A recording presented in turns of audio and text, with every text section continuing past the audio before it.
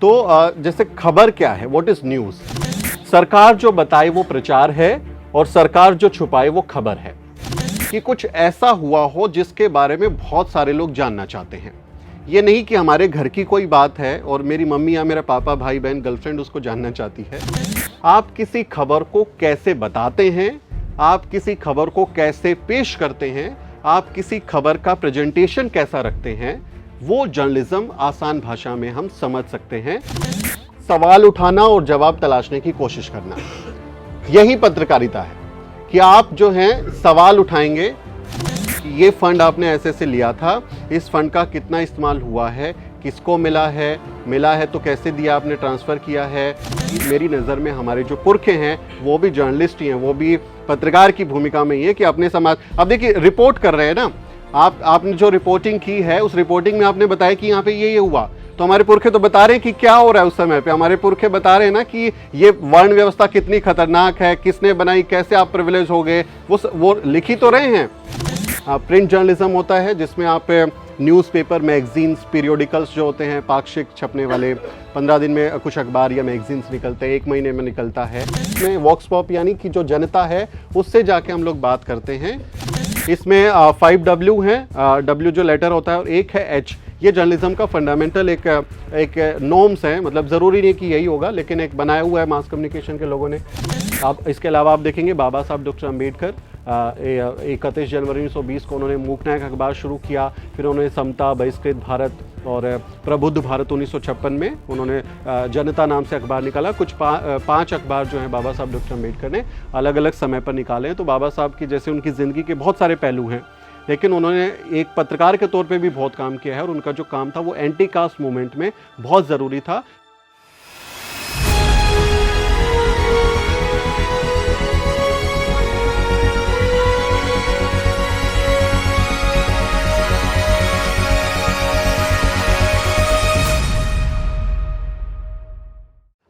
मेरा जो विषय है, टॉपिक जो है फंडामेंटल ऑफ जर्नलिज्म है और मैं अपना आपको परिचय दे दूं कि द न्यूज़ वीक और द शूद्रा जो हमारा एक मीडिया ऑर्गेनाइजेशन है वो कम्युनिटी बेस्ड मीडिया ऑर्गेनाइजेशन है जिसमें हम अपने समाज से जुड़े हुए मसलों को प्रमुखता से उठाने की कोशिश करते हैं। जितना बन पड़ता है उतना काम करते हैं। हम दावा नहीं करते कि हम कुछ बहुत बड़ा कमाल का काम कर रहे हैं, लेकिन अपनी कोशिश है कि हम कुछ कर सकें। मैंने दिल्ली में भारतीय जनसंचार संस्थान, जिसे Indian institute of mass communication कहते हैं, वहाँ से पढ़ाई की है और उसके बाद मैंने एबीपी न्यूज़ के साथ काम किया, जी न्यूज़ के साथ काम किया, न्यूज़ नेशन और एक और चैनल है उसके साथ में मैंने काम किया है। तो इन चैनलों के साथ काम करने के बाद जब हमें महसूस हुआ कि वहाँ हमारी बातें नहीं हैं, तो फिर हमने अपना कम्युनिटी मीडिया शुरू किया, द शूद्र एंड द न्यूज़ वीक। तो मैंने इस अनुभव से सीखा है वो अनुभव मैं आपके साथ साझा करूँगा। और इसमें क्योंकि आप में से बहुत सारे ऐसे लोग हैं, house your mother, she is fine, great great. तो आप में से बहुत सारे जो लोग हैं वो जर्नलिज्म से नहीं होंगे। आप में से कितने लोग हैं जिन्होंने जर्नलिज्म की पढ़ाई की है, कुछ डिप्लोमा कोर्स कुछ किया है? How many of you? आप तो आईएमसी से हैं तो अभी पढ़ाई चल रही है। आप लोगों ने 5 लोग हैं जिन्होंने जर्नलिज्म की पढ़ाई की है। इसलिए जो जर्नलिज्म की पढ़ाई के दौरान पत्रकारिता और उसके मायने सिखाए जाते हैं, खबर के मायने सिखाए जाते हैं, मैं वो सब आपको नहीं बताऊंगा, क्योंकि वो अगर मैं बताऊंगा तो बहुत सारे लोगों को हो सकता है कि वो समझने में असुविधा हो, क्योंकि वो बहुत बोझिल हो जाते हैं, बहुत थियोरेटिकल है। उस पर मैं नहीं जाऊँगा, क्योंकि मैंने टीवी में काम किया है। टीवी में काम करने का एक फ़ायदा ये होता है, सिखाया जाता है। अब आप उस पर हंसेंगे उस बात पे। वो कहते हैं कि हमेशा हमें अपनी बातचीत जो है वो बहुत बोलचाल की भाषा में बतानी चाहिए, क्योंकि अखबार उठा के आदमी पढ़ लेता है, दोबारा समझ में नहीं आएगा। लेकिन टीवी पे चल गया, लाइव चल गया, तो उसको ऐसा बताओ कि एक बार जब वो देखे तो उसके समझ में आ जाए। लेकिन आजकल का जो टीवी कर रहे हैं वो आप सब देख रहे हैं कि क्या करना है, किस तरह की पत्रकारिता वो कर रहे हैं। लेकिन हम अपनी एनर्जी और समय आलोचना में व्यर्थ नहीं करेंगे, हम क्रिटिसिज्म में अपना टाइम वेस्ट नहीं करेंगे, हम कुछ सीखेंगे। तो मेरा विषय है टॉपिक ऑफ फंडामेंटल जर्नलिज्म। तो आगे जैसे आप स्लाइड देखेंगे इसी तरह की स्लाइड्स आती रहेगी। इस पर समस्या आए तो मुझे बता दीजिएगा, हम इसको जो है ठीक कर लेंगे। तो जैसे खबर क्या है, व्हाट इज़ न्यूज़। हम सब समझते हैं कि खबर क्या वो सिर्फ अखबार में पढ़ना है, जो चीज़ें वहाँ लिखी जाती हैं, जो टीवी पर बोला जाता है, पर दिखाया जाता है वो है, या जो सरकारी रेडियो चैनल्स है वहाँ जो बुलेटिन्स आते हैं वो खबर है। खबर होती क्या है, हम सब की एक समझ होती है खबर को लेके कि हम बहुत सारी चीज़ों को खबर समझ बैठते हैं। बहुत बार वो खबरें नहीं होती हैं, सामान्य घटनाएं होती हैं, लेकिन हम लोग उनको खबर समझ लेते हैं। तो मैं आपको बहुत थ्योरेटिकल चीज़ें नहीं समझाऊंगा, बहुत बोलचाल की आसान भाषा में, ताकि आज की इस एक दिन की ट्रेनिंग से आपको कुछ समझ बन सके, समझ में आ सके कि एक्चुअली में जर्नलिज्म और खबरें हैं क्या। वो मेरा जो है कोशिश रहेगी। तो व्हाट इज़ न्यूज़ पे जैसे मैंने उसका डेफिनेशन दिया है, हाल की घटनाओं से जुड़ी ऐसी बातें जिन्हें लोग जानना चाहते हैं। यानी खबर इस कॉन्टेक्स्ट में हम समझते हैं कि कुछ ऐसा हुआ हो जिसके बारे में बहुत सारे लोग जानना चाहते हैं। ये नहीं कि हमारे घर की कोई बात है और मेरी मम्मी या मेरा पापा, भाई बहन, गर्लफ्रेंड उसको जानना चाहती है, दैट इज़ नॉट न्यूज़। वो आपसे पर्सनल अफेयर्स है, that is not news. But अगर आपका पूरा मोहल्ला उस बात को जानना चाहे, आपका गांव, शहर या जिस जगह पे आप रहते हैं, बहुत सारे लोग उस पर जानना चाहें, संख्या ज़्यादा है, बहुत सारे लोग उसके बारे में दिलचस्पी रखते हैं, जानना चाहते हैं, तो हम उसे खबर कह सकते हैं, हम उसे खबर मान सकते हैं। ये एक सामान्य सी परिभाषा मैं आपको बता रहा हूं ताकि आप लोगों को बहुत आसानी से समझ आ सके। तो ऐसे मसले, घटनाएं, व्यक्ति या सूचनाएं वगैरह जिनके बारे में लोगों की दिलचस्पी होती है, यानी कुछ भी आपके आसपास हो रहा है। जैसे आज ये यूट्यूबर मीट हो रहा है, तो यहाँ पे बहुत सारे लोग नहीं आ पाए हैं क्योंकि रजिस्ट्रेशन लिमिटेड था, सीटिंग कैपेसिटी लिमिटेड थी, तो बहुत रिस्ट्रिक्टेड एंट्रीज हैं। लेकिन इसके बारे में बहुत सारे लोग जानना चाहते हैं कि ये बहुजन यूट्यूबर मीट है क्या यहाँ पर होने वाला है, क्या वो लोग सिखाने वाले हैं, ऐसा क्या हुआ कि इतने सारे लोग एकजुट हो गए हैं, इसमें क्या बातें हुई, क्या क्या चीज़ें निकल के आई, क्या ये लोग कोई एसोसिएशन बना रहे हैं। तमाम लोग इस बारे में जानना चाहेंगे। बहुत सारे लोग ये जानना चाहेंगे कि वहाँ बैठ के किसकी बुराई हो रही है, किसकी राजनीति हो रही है, जो हम लोग नहीं करने वाले हैं। तो बहुत सारे लोगों की उत्सुकताएं होंगी इस कार्यक्रम को देखने के लिए। कुछ लोग ये भी देखना चाहेंगे कि कार्यक्रम की जो व्यवस्था थी वो कैसी थी। हम लोगों के ऊपर, जैसे दिलीप सर बोल के गए ना, कि हमेशा ये दबाव रहता है कि हमको बहुत फटे हाल कंगाल भी नहीं दिखना है, कुछ कुछ चीज़ें मैनेज करनी चाहिए कि हमको भी अच्छा दिखना है स्क्रीन पे, कम से कम हम कोई कॉम्प्रोमाइज़ नहीं करेंगे। तो ये जो आज का इवेंट है, ये क्या हो गया, एक खबर हो गई। तो यहाँ पर अगर कुछ हम लोग भी जो इवेंट करते हैं तो वो सामान्य बोलचाल की भाषा में एक खबर माना जाएगा, जिसके बारे में हम अपडेट्स बताएंगे, लोगों को बताएंगे कि यूट्यूबर मीट क्या था, क्या कहाँ हुआ था, क्यों हुआ था, इसके दौरान हमने क्या क्या बातें सीखी। ये जितने भी अपडेट्स होंगे ये आपके न्यूज़ के एक्सटेंशन हैं, उसी खबर के अलग अलग हिस्से हैं, जिसको आप एक स्टोरी टेलिंग के तरीके से लोगों को बता सकते हैं। ये सामान्य तौर पर बोलचाल की भाषा में खबर का मतलब होता है।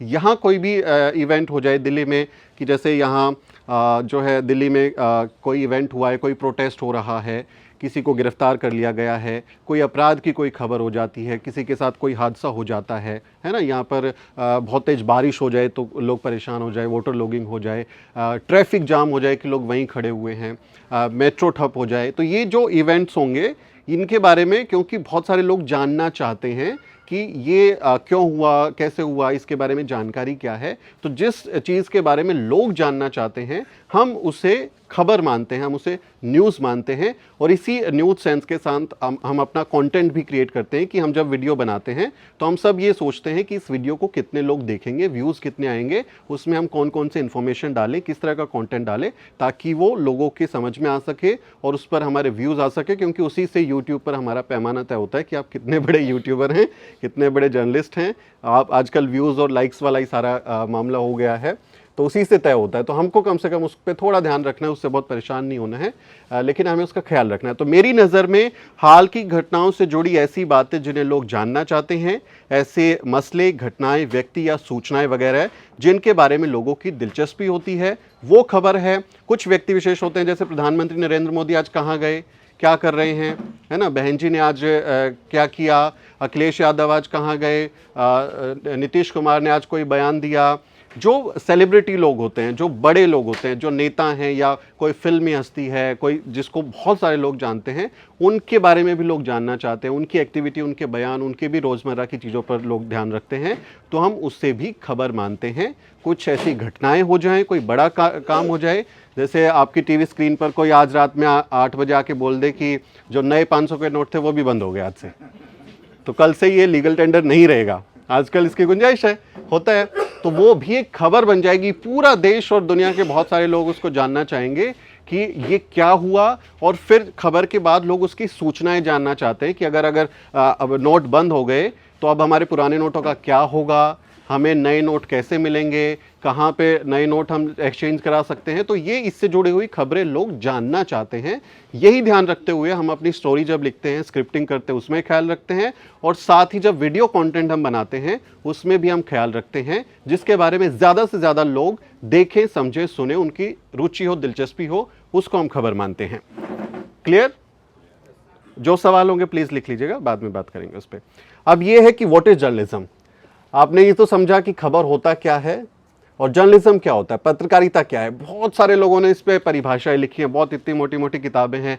आप आईएमसी जाएं, हमारे आईएमसी के कुछ साथी आए हुए हैं तो लाइब्रेरी भरी हुई है किताबों को देख के हम लगता था अरे कैसे सीखे इसमें से देख के। तो बहुत कुछ लिखा गया है, लेकिन बहुत साधारण परिभाषा में मैं आपको बता रहा हूँ कि जर्नलिज्म क्या है। खबरों को कहने और बताने की कला ही पत्रकारिता है। आप किसी खबर को कैसे बताते हैं, आप किसी खबर को कैसे पेश करते हैं, आप किसी खबर का प्रेजेंटेशन कैसा रखते हैं, वो जर्नलिज्म आसान भाषा में हम समझ सकते हैं। अगर हम बहुत थ्योरेटिकल जाएंगे तो फिर तो नहीं समझ में आएगा, मुझे भी नहीं आया कभी। लेकिन आम बोलचाल की भाषा में, यानी हमारा तरीका। अब तरीके में क्या है हम उस पर बात करेंगे कि जैसे आज के ये यूट्यूबर मीट है, इस यूट्यूबर मीट को हम किस तरह से प्रेजेंट कर सकते हैं लोगों के सामने। इस इवेंट को बड़ा दिखाना है, छोटा दिखाना है, इसकी कौन सी घटना पर हमें बात करनी है, कौन सा हेडलाइन लगाना है, कौन सी घटना पर फोकस करना है। अगर हम वीडियो बना रहे हैं तो उसमें इंट्रो में हम चीज़ें क्या डालेंगे, किस तरह से उसको पेश किया जा सकता है, क्या हम इसको पॉडकास्ट में डाल सकते हैं, यूट्यूब पे वीडियो बना सकते हैं, वेबसाइट पे आर्टिकल लिख सकते हैं, न्यूज़ स्टोरी छाप सकते हैं, या सोशल मीडिया पर उसके बारे में नोट लिख सकते हैं। तो जो आपका तरीका है किसी खबर को बताने का, वही पत्रकारिता है। जैसे फॉर एग्जांपल आपके घर में अगर कोई बातें हो रही है, आपके मम्मी पापा के साथ में कोई बात आप चल रही है, आप उनके साथ कुछ डिस्कशंस कर रहे हैं, लेकिन वहाँ जैसे पिताजी आपके मौजूद नहीं हैं और मम्मी के साथ आपकी कोई बातचीत हुई, और लेकिन वो बातचीत आपको आपके पिता को ट्रांसफ़र करनी है, आपको उनको भेजना है, बताना है उनको वो बात, टेलीफोन पे बताना है या वीडियो कॉल पे बताना है या मिल के बताना है, किसी भी तरीके से बताना है।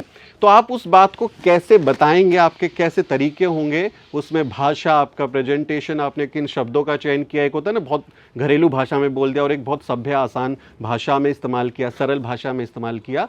तो ये एग्जाम्पल बहुत आसान इसलिए ताकि आप इसको आसानी से समझ सकें कि हम किस तरह से अपनी बातें बताते हैं। वही मेरी नज़र में जर्नलिज्म है। हम खबरों को किस तरह से पेश करते हैं अपने ऑडियंस के सामने, कितनी उसमें क्रिएटिव हो सकते हैं, कितना उसमें कंटेंट रिसर्च कर सकते हैं कि हम बहुत रिसर्च बेस्ड अपना कंटेंट बताएं, बहुत इन डेप्थ उसमें नॉलेज हो, बहुत हम लोग ऐसा बताएं कि हमारा जैसे हमको सिखाया जाता है जर्नलिज्म में कि आपका जो अखबार जब आप छाप रहे हैं तो कोई बिजनेस टाइकून भी उस अखबार को पढ़ रहा है बैठ के, किसी के इंडस्ट्रियलिस्ट है, कोई बहुत सारे अखबार उसके घर में आ रहे हैं, और कोई रिक्शा चलाने वाला व्यक्ति भी वहाँ से अखबार खरीद के पढ़ रहा होगा, उसको किसी का अखबार मिल गया होगा तो पढ़ रहा होगा।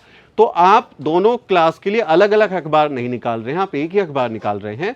तो आपको बताने का तरीका ऐसा हो कि वो उस आदमी को भी समझ में आए जो बिजनेस टाइकून है, उसको भी वो स्टैंडर्डाइज लगे, उसमें उसको लगे कि हाँ समथिंग इज रियली गुड, और एक जो इतना आसान भी हो कि वो एक रिक्शा पुलर को भी समझ में आ सके खबर उसमें क्या है, वो पढ़ के समझ सके कि हाँ ये खबर है, उसको आसानी से आ सके।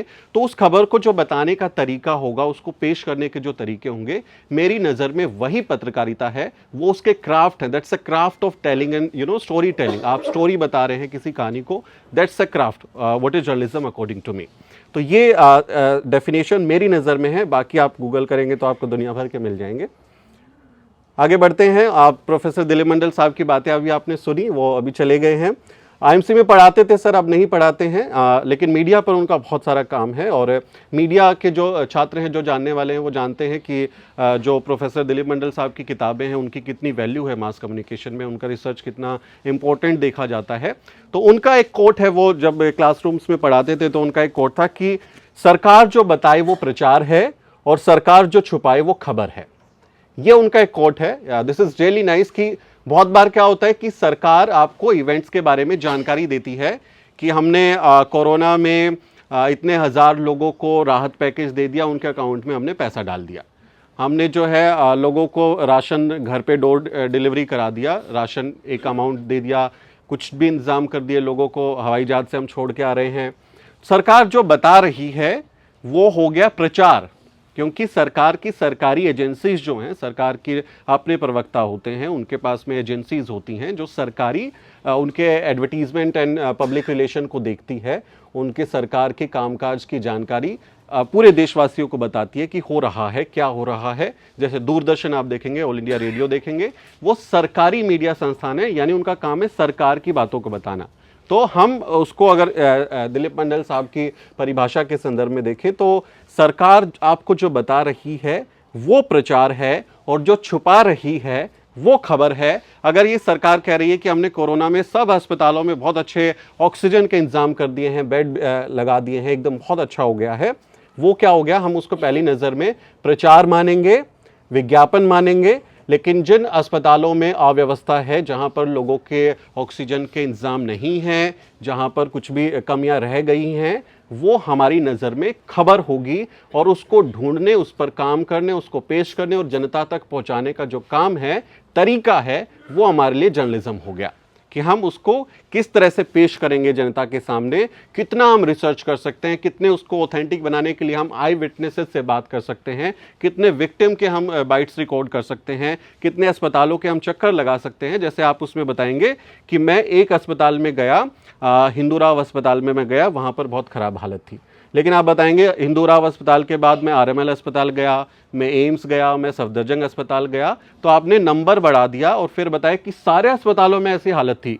और जैसे आप दूसरे अस्पतालों में जाएंगे तो वहाँ पे आपको कोई नई जानकारी, नया केस स्टडी मिल जाएगा, कोई नई तरीके की जानकारी मिल जाएगी। तो आप उस पूरे एक्सपीरियंसेस को जब आप रखेंगे, आप अपना रिपोर्ट बनाएंगे, अपना वीडियो कंटेंट बनाएंगे, तो वो और ज़्यादा रिच होगा, वो और ज़्यादा अच्छा होगा, और उसको बहुत अच्छे तरीके से आप अपने ऑडियंसेस को पेश कर सकते हैं। वो खबरें बताना ही हमारे लिए जर्नलिज्म है, वो पत्रकारिता है। जो खबरें छूट जाती हैं, और इसी को अगर आप अपने संदर्भ में देखेंगे, ये सरकार जो बताए वो प्रचार, और फिर उसके उलट आप कर देंगे जो भारत का मनु मीडिया बताए वो भी प्रचार और विज्ञापन।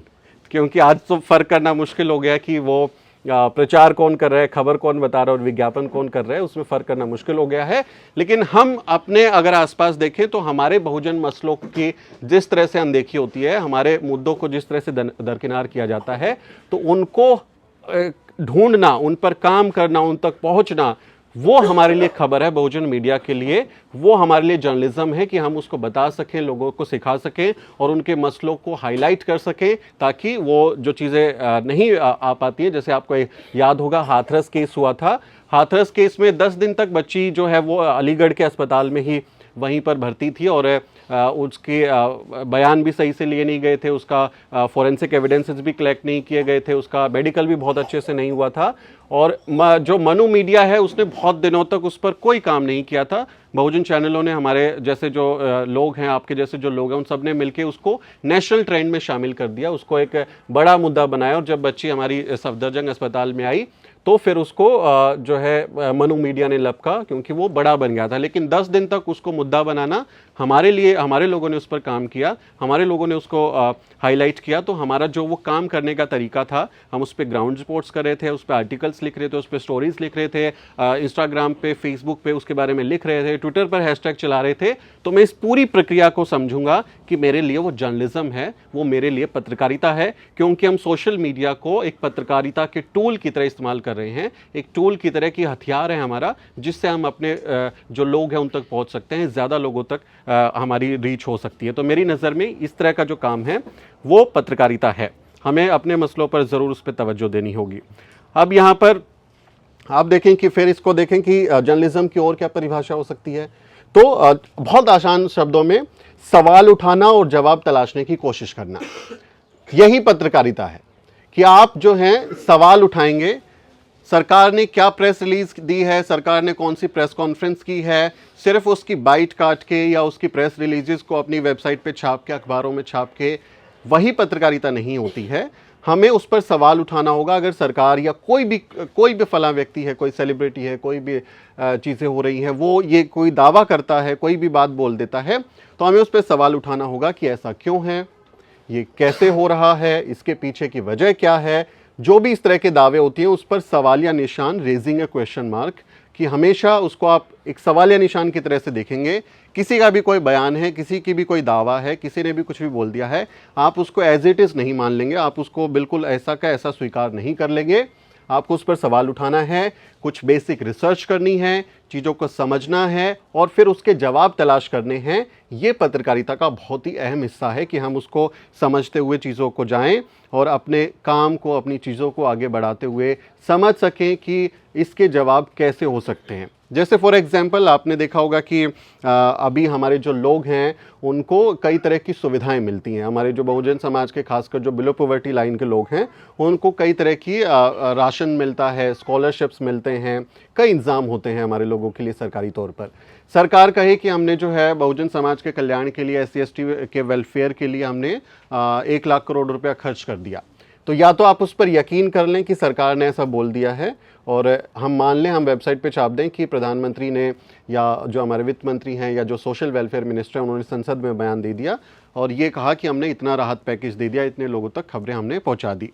लेकिन क्या उसको मान लेना ही जर्नलिज्म होगा? उनकी प्रेस रिलीज पर यकीन करना ही जर्नलिज्म होगा? वो जर्नलिज्म उस तरह से नहीं होगा, वो होगा प्रचार, क्योंकि सरकार ने एक बात कही, आपने उसको छाप दिया, आपने उस पर काम करना शुरू कर दिया।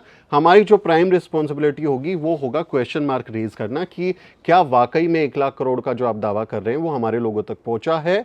अब उसके लिए हम उसको एक स्टोरी में कैसे तब्दील करेंगे, रिपोर्टिंग उस पर कैसे होगी, उस पर हमारे जो स्पीकर हैं अवधेश न्यूज़ लॉन्ड्री से हैं, वो उस पर एक ग्राउंड रिपोर्टिंग और इन्वेस्टिगेटिव जर्नलिज्म पे एक अलग से सेशन करेंगे। तो रिपोर्टिंग से जुड़ी हुई मैं बहुत बातें नहीं बताऊंगा, उस पर जो है हमारी नेक्स्ट सेशन उसी पर है।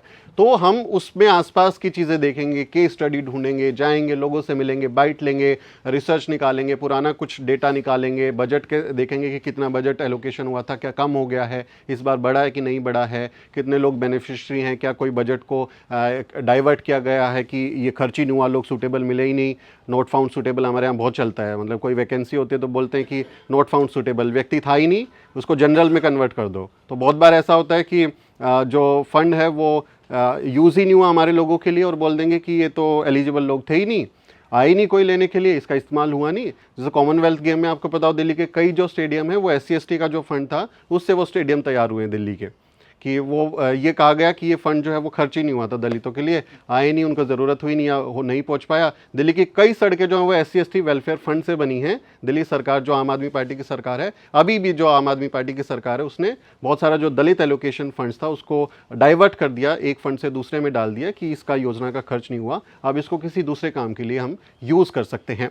तो हमें सवाल उठाना है, हमें उस पर रिसर्च करना है, हमें चीज़ें देखनी है, हमें उसको ऑथेंटिक करना है। जो हम बातें बताते हैं, सवाल उठाया, अपने आप ही जवाब तलाश लिया, अपने आप ही उस पर एक रिपोर्ट बना दी, ऐसा नहीं होता है, ऐसा हमको नहीं करना है। जर्नलिज्म में हमें जब कोई बात बताते हैं तो हमारी कोशिश होती है कि हम जो बताएं वो मेरे मुंह से भले ही आए, मेरी कलम से बतेरी आए, भले ही आ जाए, लेकिन वो किसी और के हवाले से होगा। उसको हम कहते हैं एट्रीब्यूशन, कि आपको एट्रीब्यूट करना होता है, आपको किसी का हवाला देना है। आपको पता होगा ना, बहुत सारे जो लोग हैं वो कहते हैं सूत्रों के हवाले से खबर है कि ये हो गया, ये हो गया, बहुत सारे लोग तमाशा चलता है, तो वो सूत्र कौन होते हैं, कहाँ होते हैं, कभी किसी को पता नहीं होता और उनके बारे में कोई मतलब आपको नहीं मालूम होगा, कुछ भी बोल दीजिए, मैं बोल दूंगा सूत्रों के हवाले से खबर है कि यहाँ 1000 लोग आ गए हैं, किसको पता चलेगा कि आए कि नहीं आए हैं। तो हम जो हैं उन चीज़ों को समझने के लिए एट्रीब्यूट करते हैं, हम हवाला देते हैं। कोई भी बात होती है, किसी ने बयान दिया है, अगर मैंने रिसर्च किया है, अगर मैंने देखा कि दिल्ली सरकार के फंड से डाइवर्ट हुआ है कोई फंड, वो कहीं दूसरी जगह इस्तेमाल हुआ है, तो मैं उसको एक सवाल के तौर पर लिखूंगा। लेकिन अगर मुझे उससे और पुख्ता करना है, मुझे उस पर और ऑथेंटिक जानकारी लेनी है, तो मैं RTI लगाऊंगा, मैं राइट टू इन्फॉर्मेशन के तहत उस पर एक जानकारी मांगूंगा कि ये फंड आपने ऐसे से लिया था, इस फंड का कितना इस्तेमाल हुआ है, किसको मिला है तो कैसे दिया, आपने ट्रांसफ़र किया है, क्यों, अगर नहीं हुआ तो क्यों नहीं हुआ है। तो मैं RTI में ये इन्फॉर्मेशन मांगूंगा, ये मेरा एक तरीका हो सकता है इन्फॉर्मेशन गैदर करने का। दूसरा, उससे जुड़े हुई मैं कुछ अखबार की कटिंग्स, वेबसाइट की खबरें ले सकता हूँ एक एविडेंस के तौर पे कि ये चीज़ें यहाँ पर लिखी हुई हैं, हम एट्रीब्यूट करें कि टाइम्स ऑफ इंडिया के मुताबिक ये है, न्यूज़ लॉन्ड्री के मुताबिक, इसकी रिपोर्ट के मुताबिक ऐसा ऐसा इन्होंने कहा है। तो चूँकि आप उसके एक कहें कि फर्स्ट हैंड इन्फॉर्मेशन आपके पास में नहीं है, तो फिर आपको एट्रीब्यूट करना है, आपको किसी का हवाला देना है कि ये किसी और ने कहा है, आपके ऊपर नहीं। जो जर्नलिस्ट है मैंने कहा ना कि आपको आपकी बातें बतानी है, आपका एक क्राफ्ट है, आपको एक स्टोरी टेलिंग करनी है, लेकिन वो स्टोरी आपकी अपनी नहीं है। मतलब एक जर्नलिस्ट अपनी चीज़ें, मतलब एक जर्नलिस्ट खुद स्टोरी नहीं हो सकता। वो कभी भी खुद स्टोरी नहीं है कि मैं कहीं जाऊं और उस जाने की यात्रा जो कितनी दुखद है, या उसको जो चैलेंज करने वाली जो चीज़ें हैं, या उसके दौरान जो चीज़ें होती हैं, वो स्टोरी नहीं है। मैं अगर किसी पहाड़ पे चढ़ रहा हूँ तो इस पहाड़ पर चढ़ने के बीच की जो मेरी चीज़ें हैं वो स्टोरी नहीं है, वो मेरे पर्सनल एक्सपीरियंसेस हैं। मैं मतलब उसमें ट्रैवल व्लॉग लिख सकता हूँ या बना सकता हूँ, या कोई अपने मेमोर लिख सकता हूँ ना, वृतांत जो लिखते हैं आप लोग, वो लिख सकते हैं, अपने एक्सपीरियंसेस लिख सकते हैं। लेकिन उस पहाड़ पर चढ़ने के बाद एक महिला या व्यक्ति, एक ऐसा व्यक्ति बैठा है जिस तक सरकार की योजनाएं नहीं पहुंची हैं, जिस तक बिजली नहीं गई है, जिस तक राशन नहीं गया है, जिसको सुविधाएं कुछ वैसी मिली नहीं हैं।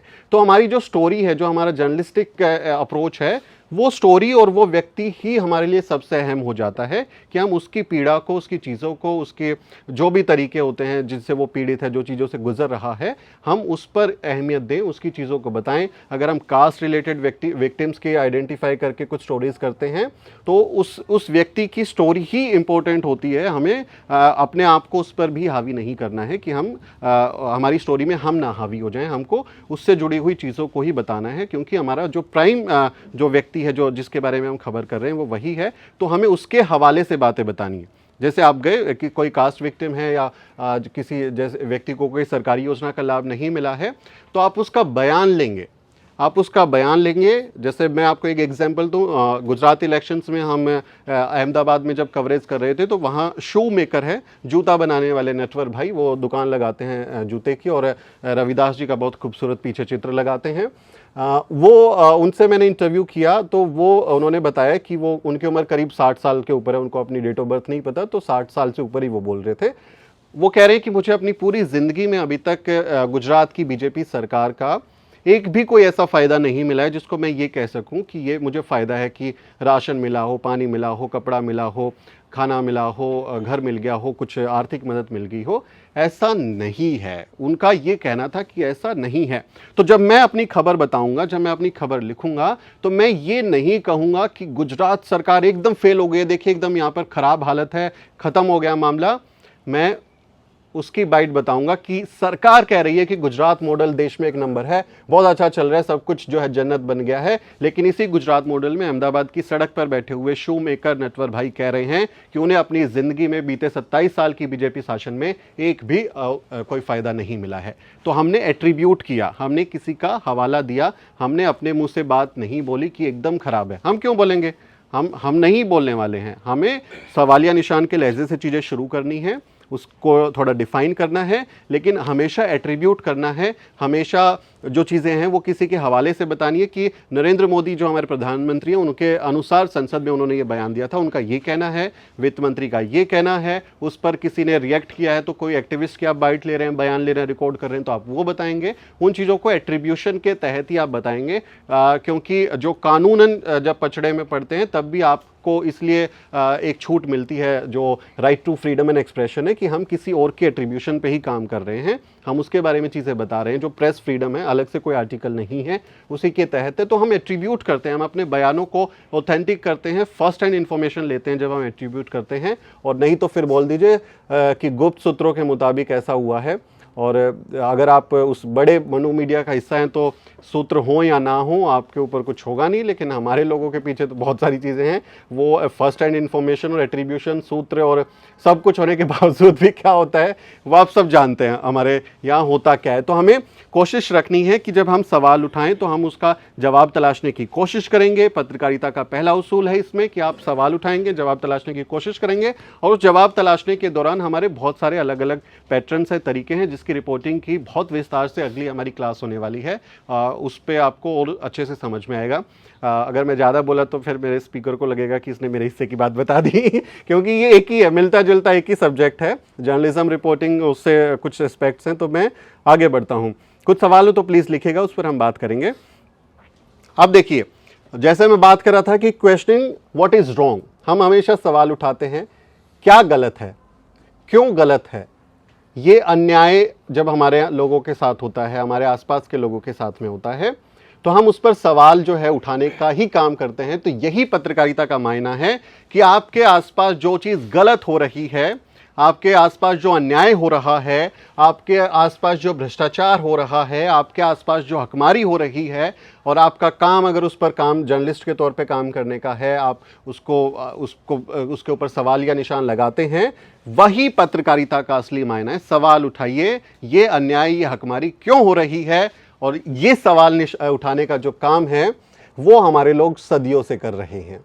तो जो हमारी विरासत है पत्रकारिता की, लेगेसी ऑफ जर्नलिज्म जो है, वो हमारे पुरखों के पास जाता है। हमारे पुरखे इस बात को हमेशा से करते हुए आए हैं, जो स्टेटस को है उसको चेंज करने का, जो डोमिनेंट चीज़ें हैं उसको क्वेश्चन करने का, जो अन्याय है उसके खिलाफ आवाज़ उठाने का, जो पीड़ित है उसके हक में खड़े होने का, उसकी हकमारी के खिलाफ बोलने का, सवाल उठाने का काम हमारे पुरखे पहले से करते आए हैं। और ये जो परंपरा है सवाल उठाने की, अन्याय के खिलाफ, गलत के खिलाफ सवाल उठाने की जो बात है, वो हमें महात्मा बुद्ध की तरफ लेके जाती है। वो हमें सिखाते हैं, हम अपनी विरासत को महात्मा बुद्ध के साथ जोड़ते हैं। सवाल उठाइए, अन्याय क्यों हो रहा है, तो महात्मा बुद्ध पूछते हैं नहीं, ये जो वर्ण व्यवस्था है ये क्यों है, व्यक्ति तो सब बराबर हैं, ये किसने बनाए वर्ण, ये समाज किसने बांटा, ये पूरे जो स्ट्रक्चर है समाज का ये किसने निर्धारित किया कि क्या होगा, ज्ञान चंद लोगों के पास क्यों होगा। ये सवाल उठाने का काम हमारे पुरखे बहुत सदियों से करते आ रहे हैं। तो हम इस सवालिया निशान को उठाने की अपनी लेगेसी ऑफ जर्नलिज्म हम महात्मा बुद्ध के साथ जोड़ते हैं। और फिर आप देखिए उसके बाद हमारे हर पुरखे, मतलब आप देखेंगे हमारे जो बहुजन पर्सपेक्टिव, इसमें आप देखें SC ST OBC minority Pasmanda, खासकर हम पसमानदा को ही बहुजन मानते हैं, हिंदू मुस्लिम अपर कास्ट बाइनरी सवर्ण अशरफ ब्राह्मण, उसमें हम लोग नहीं जाते हैं। हम बहुजन जो आइडियोलॉजी है उसके तहत अगर हम इसको देखें तो हमारे जो पुरखे हैं, हर आदमी, हर व्यक्ति, हर महिला, हमारे जो लोग हैं, नायक नायिकाएं हैं, वो हमेशा अन्याय के खिलाफ आवाज़ उठाते रहे हैं, बोलते रहे हैं। और मेरी नज़र में वो सब लोग एक पत्रकार की भूमिका में हैं, वो एक जर्नलिस्ट की भूमिका में हैं कि आसपास जो कुछ हो रहा था वो उस पर सवालिया निशान लगा रहे थे, चैलेंज कर रहे थे। और वो काम हमारे कबीर भी करते हुए हमें नज़र आते हैं। कबीर के आप दोहे देखें, वो बहुत शानदार काम कर रहे हैं, सीधा सवाल उठाते हैं, यह वर्ण व्यवस्था किसने बनाई, तुम कैसे श्रेष्ठ हो गए, हम कैसे नीचे हो गए, तुम्हारी रगों में दूध है लहू है, किसने तुमको बनाया, जो तू बामन बामनी जाया आन बाट काहे ना आया। अगर तुम ब्राह्मण हो, तुम ब्राह्मणी के जाए हो, तो तुम उसी रास्ते कैसे पैदा हुए जिससे मैं हूं। तुम कत बामन हम कत सूद, तुमरा कैसे लहू हमरा कैसे लहू तुमरा कैसे दूध। कबीर हमारे सवाल उठा रहे हैं कि मैं अगर शूद्र हूं तो मेरी जो लहू है वो लहू हो गया, और तुम ब्राह्मण हो तो क्या तुम्हारी दूध बह रहा है, तुम्हारी रगों में क्या दूध है। सवाल उठा रहे हैं वो, हमेशा हमारे जो पुरखे हैं वो सवाल उठाते हैं। जात ना पूछो साधु की, पूछ लीजिए ज्ञान। हमारे लोग सवाल उठा के कह रहे हैं इन सब को भूल जाइए, जो ये आप कह रहे हैं कि कौन श्रेष्ठ है, क्या है, सब बराबर मानिए, सबको इंसान मानिए, सबके साथ बराबरी का सलूक कीजिए, और आप कैसे श्रेष्ठ हो गए, आपके पास कौन सी ऐसी सुपर पावर्स हैं, कौन कौन से प्रिविलेज हैं, उसको इस्टेब्लिश कीजिए। They are raising question marks. वो उस व्यवस्था को, उस स्ट्रक्चर को क्वेश्चंस के साथ में खड़ा कर रहे हैं और सवाल उठा रहे हैं। हकमारी जिनकी हो रही है उनके पक्ष में खड़े हो रहे हैं, और उनके साथ में एक ऐसा समाज बनाने की तरफ आगे बढ़ने की कोशिश कर रहे हैं जहां समता हो, जहां विरासत में लोगों को सब सुकून मिले, सब गैर बराबरी ना हो, किसी भी तरह का भेदभाव ना हो, एक समता मूलक समाज का निर्माण हो, जहां हम सब लोग जाति, धर्म, भाषा, लिंग, क्षेत्र, खाना पीना, रंग, किसी भी तरह के भेदभाव से मुक्त होके एक इंसान के तौर पे, एक नागरिक के तौर पे हम रहें, और सबको जो है वहां पर खुशहाली मिले। एक ऐसा समता मूलक न्याय परक समाज जो है वो हमारे पुरखे बनाने की ओर अग्रसर हैं। तो हमारी जो पत्रकारिता की भूमिका है, मेरी नज़र में हमारे जो पुरखे हैं वो भी जर्नलिस्ट ही हैं, वो भी पत्रकार की भूमिका में ये कि अपने समाज, अब देखिए रिपोर्ट कर रहे हैं ना, आपने जो रिपोर्टिंग की है उस रिपोर्टिंग में आपने बताया कि यहाँ पे ये हुआ, तो हमारे पुरखे तो बता रहे हैं कि क्या हो रहा है उस समय पे। हमारे पुरखे बता रहे हैं ना कि ये वर्ण व्यवस्था कितनी खतरनाक है, किसने बनाई, कैसे आप प्रिविलेज हो गए, वो लिखी तो रहे हैं, वो चीज़ें बताई तो रहे, नैरेटिव तो कर रहे हैं, सवाल ही तो उठा रहे हैं। तो मेरी नज़र में इंडिविजुअल, आपका मत अलग हो सकता है, मेरा मत ये है कि मेरे जो पुरखे हैं वो भी एक पत्रकारी की भूमिका में हैं, सवाल उठाते हैं, सवालिया निशान लगाते हैं। रविदास जी के पास आप आइए, वही सवाल उठा रहे हैं, जूता बनाने का काम करते हैं, मेहनतकश तबके के लोग हैं, ये नहीं कहते कि मैं तो फ़कीर हूँ, झोला उठाकर चला जाऊँगा। हमारे जो पुरखे हैं मेहनत करने वाले लोग हैं। अब देखिए दो तीन तरह की विचारधारा है भारत में। जर्नलिज्म से ही जुड़ी बातें कर रहा हूँ, बट आपको कंटेक्स्ट समझाने की कोशिश कर रहा हूँ कि एक ऐसी मत है जिसमें घर को छोड़ना, बीवी को छोड़ना, बच्चों को छोड़ना और साधु संत बन जाने की जो परंपरा है उसको बहुत सेलिब्रेट किया जाता है कि उनको क्या कहते हैं, महात्मा। ये लोग महान आत्मा हैं, महात्मा बन गए, घर छोड़ दिया, बीवी छोड़ दी, सारी जिम्मेदारी छोड़ दी, महात्मा बन गए। दूसरी तरफ इसको, इस पूरी परंपरा को आप देखें कि ब्राह्मणवादी एक परंपरा में इसको सेलिब्रेट किया जाता है। और हमारी जो बहुजन, जो मूल निवासी परंपरा है, उसमें आप देखेंगे हमारे पुरखे जो हैं मेहनतकश लोग हैं, मेहनत करके खाते हैं। हमारे जो रविदास महाराज जूता बनाने का काम करते हैं, चमड़ी छिलके जानवर की, मरे हुए जानवर की जूता बनाते हैं, उसी से अपना पेट भरते हैं, मांग के नहीं खा रहे हैं, मेहनतकश तबके के लोग हैं, मेहनत करने वाले लोग हैं। और उसके बावजूद भी एक ऐसे समाज का निर्माण करने की कोशिश करते हैं जहां पर कोई भी गैर बराबरी ना हो। तो रविदास महाराज क्या कहते हैं, ऐसा चाहूं राज में जहां मिले सबन को अन्न, छोट बड़े सब संग बसे रैदास रहे प्रसन्न। तो वो इतने सारे समाज में जो गैर बराबरी है उसके खिलाफ आवाज़ उठाते हैं, अपने दौर के, अपने समय का सवाल उठाते हैं और उस पर एक क्वेश्चन मार्क लगाते हुए कहते हैं कि ये सब क्यों हो रहा है, ये गैर बराबरी, ये विषमता, इसको खत्म होना चाहिए। यही जो है मेरी नज़र में पत्रकार हैं रविदास महाराज भी, वो अपने एडिटर हैं, अपने उस जो भी वो काम कर रहे हैं, मैं उनको उसका एडिटर, फाउंडिंग एडिटर मानूंगा। जर्नलिज्म कर रहे हैं, मेरी नज़र में सवाल उठा रहे हैं, लिख रहे हैं समाज को बेहतर बनाने का, क्योंकि जर्नलिज्म का इस्तेमाल हम अन्याय के खिलाफ जब करते हैं तो हमारी कोशिश होती है कि समाज को बेहतर बनाया जाए, किसी का फ़ायदा हो। यानी किसी को राशन नहीं मिल रहा, हमने रिपोर्ट की, उस पर स्टोरी चलाई, उसको राशन मिल गया, तो हमने एक समाज को बेहतर बनाने का काम किया। तो जो जर्नलिज्म है वो एक टूल है अपने लोगों के फ़ायदे के लिए, कि हम किसी की हकमारी हो रही है तो उसको एक टूल की तरह इस्तेमाल करें, उसकी हकमारी ना हो, किसी का हिस्सा ना मारा जाए, किसी के साथ अन्याय ना हो, किसी को न्याय नहीं मिल रहा है, किसी के एफआईआर नहीं लिखी जा रही है, किसी का हक हो गया, किसी ने कहीं की किसी के प्लॉट पे कब्जा कर लिया, खेती की ज़मीन पर कब्जा कर लिया, आपने उसको रिपोर्ट किया, पुलिस पे बयान लिया, चीज़ें की, हो सकता है उसको फ़ायदा हो जाए। तो हम समाज को बेहतर बनाने के छोटे छोटे हमारे पॉइंट्स हैं वो कर रहे हैं, और ये काम हमारे रविदास महाराज भी कर रहे हैं। जाति पर सवाल उठा रहे हैं, रैदास मनुष्य ना बन सके जब तक जात में जात, जो केतन के पात। हाँ, कि इस देश में जैसे आप केले का पत्ता छीलते जाएं, एक पत्ते के नीचे दूसरा पत्ता आता है और केला खत्म हो जाता है, केले का पेड़, और फिर वो अस्तित्व विहीन हो जाता है, लेकिन पत्ते उतरते जाते हैं। वैसे ही वो कहते हैं इस देश में कि जो जात है वो केले के पत्ते की तरह है, कि एक पत्ते को हटाइए तो दूसरा आ जाता है, दूसरा आ जाता है, मिट जाएंगे, खत्म हो जाएंगे, मर जाएंगे, सब बर्बाद हो जाएगा, लेकिन हमारे रक्त की शुद्धता ज़रूरी है, हमारे कुल की श्रेष्ठता ज़रूरी है, हमारे जो लोग हैं, हमारी जाति जो है वो ज़रूरी है। ऐसी मानसिकता के लोगों पर रविदास महाराज कहते हैं आप तब तक इंसान नहीं बन सकते, तब तक आपका भला नहीं हो सकता, तब तक आप सामाजिक न्याय और न्याय की बात नहीं कर सकते, जब तक आप जाति में यकीन रखते हैं।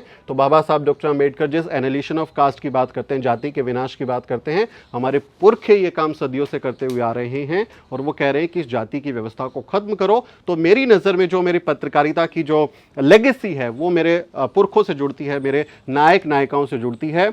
आप लोग अगर अर्नब गोस्वामी, दीपक चौरसिया, सुधीर चौधरी, अंजना ओम कश्यप, रूबिका लियाकत, इनसे जोड़ना चाहें तो आप लोग स्वतंत्र हैं। मैं अपनी पत्रकारिता को अपने पुरखों से जोड़ता हूं और उसी से सीखने की कोशिश करता हूं कि मैं अपना काम कैसे बेहतर कर सकता हूं। तो मेरी नज़र में ये हमारी जो रेजिंग क्वेश्चन है, क्वेश्चन मार्क, हमेशा सवाल उठाने का काम हमारे लोग कर रहे थे, और हमें भी सवाल उठाना है, हमें भी देखना है कि हमारे पास आसपास क्या गलत हो रहा है। सवाल उठाएंगे, सवाल का निशान लगाएंगे, फिर उसके जवाब तलाशने की कोशिश करेंगे, उसके तरीके अलग अलग होंगे, उसको रिपोर्ट करेंगे, वीडियो बनाएंगे, रिसर्च करेंगे, आर्टिकल लिखेंगे, वो फिर सबका सब जर्नलिज्म कहलाएगा। वो बहुजन जर्नलिज्म के लिए बहुत ज़रूरी है कि हम उसकी बेहतर तरीके से काम कर सकें। अब इसमें आप देखेंगे कि थोड़ा सा, क्योंकि मास कम्युनिकेशन की भी चीज़ों को हमें इसमें शामिल कर लेना चाहिए। टाइप्स ऑफ जर्नलिज्म जो है, आप, क्योंकि बहुत सारे लोग ये कह देंगे ना ये वीडियो को जब देखेंगे कि दलित बहुजन तो बस अपने लोगों के बारे में बात करते रहते हैं, विषय की समझ नहीं होती। तो हम जो है विषय भी अपने लोगों को समझा रहे हैं, लेकिन हम अपनी विरासत के साथ भी उसको जोड़ेंगे, क्योंकि हमें बहुत गर्व है कि हमारे लोग, हमारा जो इतिहास है वो हमेशा अन्याय के खिलाफ खड़े होने वाले लोगों का इतिहास है। अन्याय करने वालों के पक्ष में हमारे लोग कभी नहीं खड़े हुए। और आज भी आप देखेंगे जो भारत का मीडिया गलत काम कर रहा है, वहाँ पे 90% एक ही जाति, एक ही कुल गोत्र के लोग वहाँ हैं, वही कर रहे हैं। तो इस देश में अभी जो आपको गलत चीज़ें नज़र आ रही होंगी, आपको इसमें प्राउड फील करना चाहिए कि हमारे लोग उसके लिए जिम्मेदार नहीं हैं। जिन भी गलत चीज़ों के लिए भारत का मीडिया जिम्मेदार है, हमारे लोग वहाँ नहीं है। तो वी आर वेरी प्राउड कि हमारे लोग भारत को ऐसा नहीं बना रहे। वो इस देश को न्याय पसंद, सामाजिक न्याय के सिद्धांत पर चलने वाला, समतामूलक समाज बनाने वाले हमारे लोग हैं। तो we are very proud of them. लेकिन टाइप्स ऑफ जर्नलिज्म की अगर बात करें तो इसमें आप देखें, प्रिंट जर्नलिज्म होता है जिसमें आप न्यूज़पेपर, मैगजीन्स, पीरियोडिकल्स जो होते हैं, पाक्षिक छपने वाले, 15 दिन में कुछ अखबार या मैगजीन्स निकलते हैं, 1 महीने में निकलता है। तो ये प्रिंट जर्नलिज्म के एग्जाम्पल्स होते हैं कि अखबार, मैगजीन्स, पीरियोडिकल्स, फोर्टनाइटली है, मंथली मैगजीन्स हैं।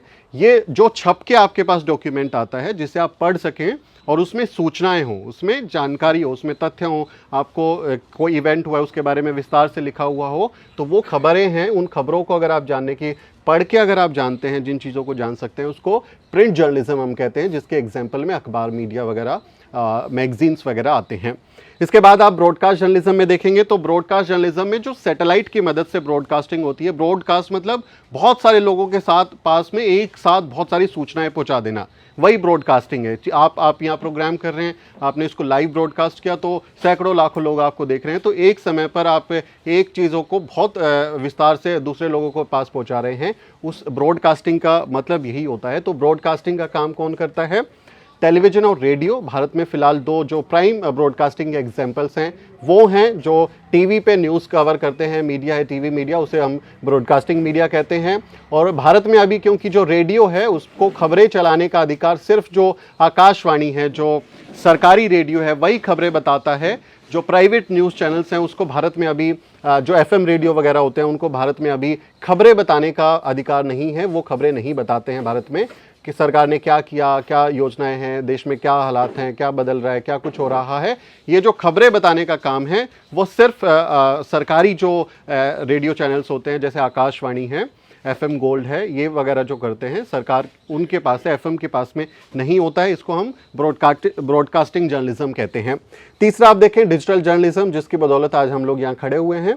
डिजिटल जर्नलिज्म, इसमें वेबसाइट है, जैसे वेबसाइट्स पे खबरें लिखते हैं जिसको न्यूज़ वेबसाइट कहते हैं, जिसमें आप देखिए तमाम अखबारों की वेबसाइट्स हैं। अब उन्होंने अपने आप को डिजिटल भी कर लिया है। जो तमाम जो चैनल्स हैं जितने भी बड़े, चाहे वो एबीपी हो, आज तक हो, न्यूज़ लॉन्ड्री हो, तमाम लोगों के आप देखेंगे तो इनकी सबकी वेबसाइट्स हैं, चलती हैं, कंटेंट उस पर चलता रहता है। तो वो न्यूज़ ब्रॉडकास्टिंग जो है उसको कहते हैं, डिजिटल जर्नलिज्म के तहत वो आती हैं। और इस वेबसाइट के बाद में आप देखेंगे तो आजकल क्योंकि टेक्नो फ्रेंडली चीज़ें हो गई हैं तो आजकल मोबाइल एप्लीकेशंस भी आ गए हैं। बहुत सारे आप अपना जो है वो मोबाइल पे ऐप बना सकते हैं ताकि ऐप के ज़रिए आप अपना कंटेंट जो है मोबाइल पे देख पाएँ। अलग अलग आपको वेबसाइट अगर नहीं ढूंढनी है और आप पर्टिकुलर चीज़ों को देखना चाहते हैं, जैसे न्यूज़ हंट जैसी वेबसाइट है, इन शॉर्ट्स जैसी वेबसाइट्स हैं, कई आजकल जो मोबाइल ऐप हैं वो आपको वही वेबसाइट का कंटेंट आपको उस पर दे देती हैं। उसको जो है वो हम लोग डिजिटल जर्नलिज्म में मानते हैं। डिजिटल जर्नलिज्म का एक पैमाना है। उसके अलावा सोशल मीडिया, आज के दौरान जो इंटरनेट से जो माध्यम जुड़े हुए हैं उस पर जो काम होता है उसको हम सोशल मीडिया के ज़रिए भी देखते हैं। और हम सोशल मीडिया को बहुत समय तक, तो जब हम आईएमसी में पढ़ाई करते थे तो कहते थे अरे ये क्या होता है सोशल मीडिया, ठीक है बर्थडे के बेसिस डालिए और चीज़ें डाल लीजिए, इसका पत्रकारिता से क्या लेना देना है।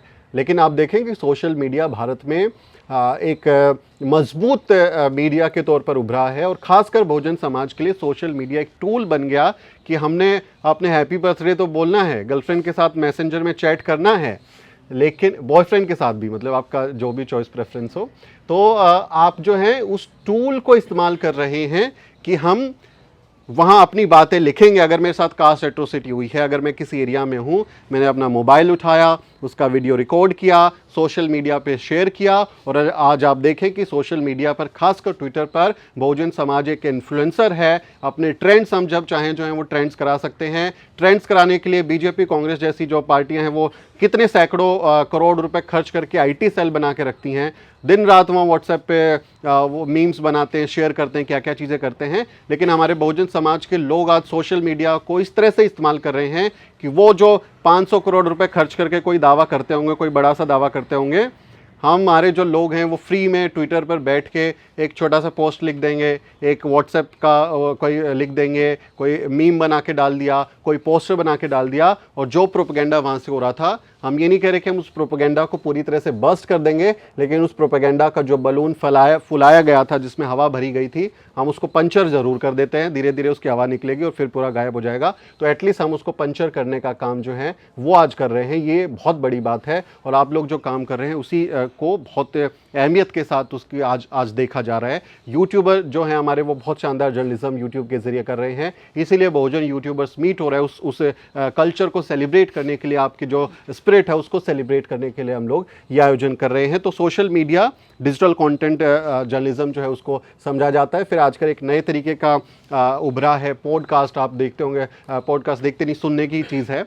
आप उसको अलग अलग प्लेटफॉर्म्स पर, जैसे पुराने ज़माने में आप रेडियो सुनते थे, आजकल उसको एक और रुचिकर तरीके से दिलचस्प बना के जो है आपके सामने पेश किया जाता है, जिसमें सिर्फ ऑडियो होता है। आप ऑडियो चलाएंगे, स्पॉटिफाई है, अमेजन म्यूज़िक है, कई अभी प्लेटफॉर्म्स हैं जो आपको पॉडकास्टिंग की भी सुविधा देते हैं। आप जैसे किसी का इंटरव्यू कर रहे हैं तो आपने इंटरव्यू वीडियो में रिकॉर्ड किया, आप उसी का ऑडियो जो है ट्रैक अलग कीजिए और उसको एक फ़ाइल बना के वहाँ अपना चैनल शुरू कर दीजिए। उस पर आपका पॉडकास्ट भी शुरू हो जाएगा, सेम कंटेंट है वही चला जाएगा, अलग से भी नहीं बनाना है।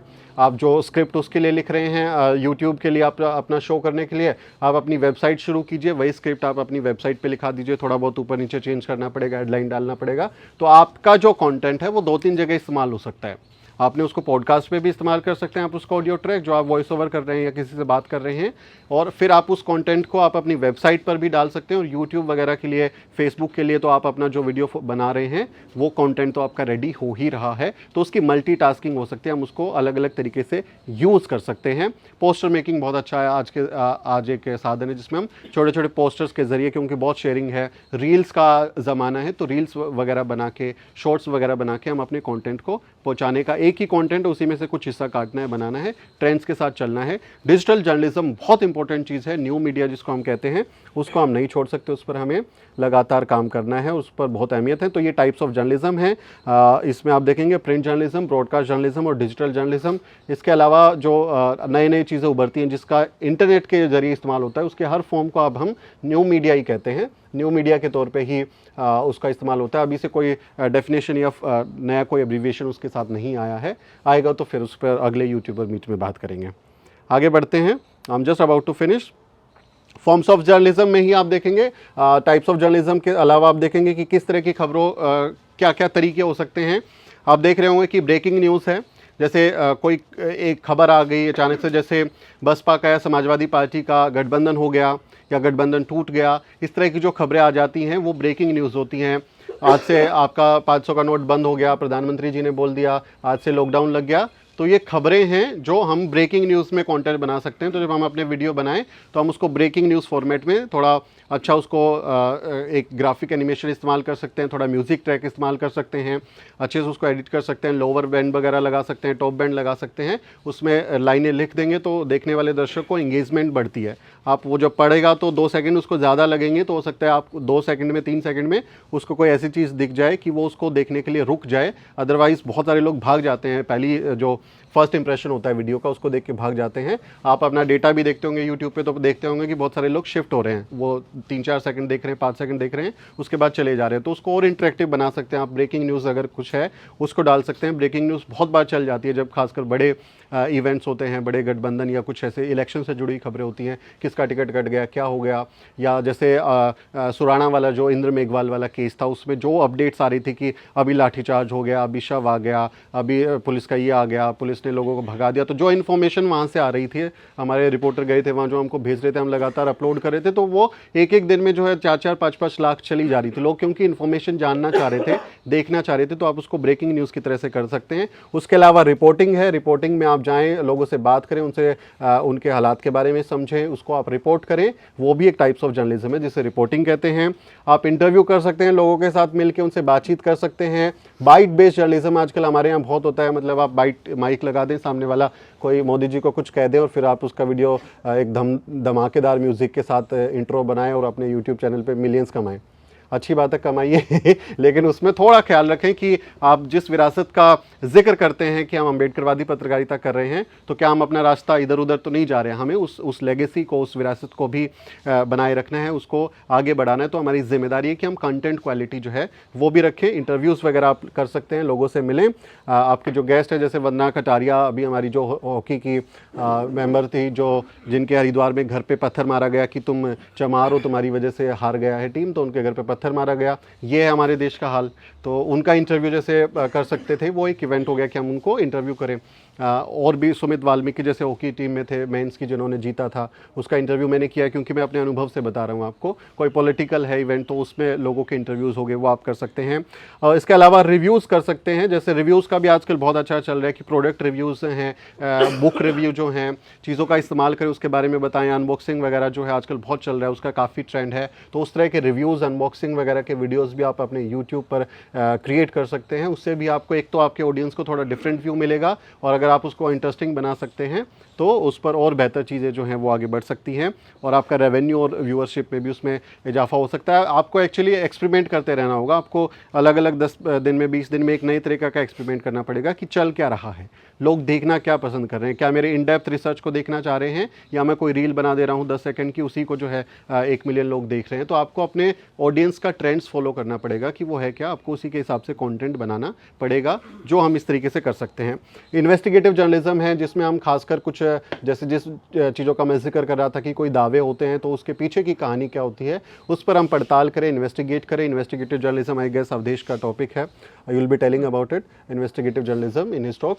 तो वो भी एक तरीका है कि हम रिसर्च कर सकें। जैसे आपको मालूम होगा कि एक बार आरएसएस ने द प्रिंट पर एक आर्टिकल लिखा था, उनके एक व्यक्ति ने, कि बाबा साहब डॉक्टर अंबेडकर जो हैं वो आरएसएस से बहुत प्रभावित थे, और आरएसएस की शाखाओं में जाते थे, और वहाँ शाखा को देखने के बाद जो है बाबा साहब को समता सैनिक दल बनाने का आइडिया आया था, और मिल के चुनाव लड़े 52-53 वाला, और उनका एक लंबा चौड़ा द प्रिंट पे आर्टिकल है, आप देखेंगे उस पर देखने को मिलेगा। तो उसके जैसे उन्होंने दावा कर दिया, उन्होंने लिख दिया, उनके पास सब कुछ है, मैकेनिज्म है, लोग है, सब कुछ है, प्रचार तंत्र है, लेकिन आप उस प्रोपेगेंडा के बलून को कैसे पंचर करेंगे, आप उस पर रिसर्च करके चीज़ें बताएंगे।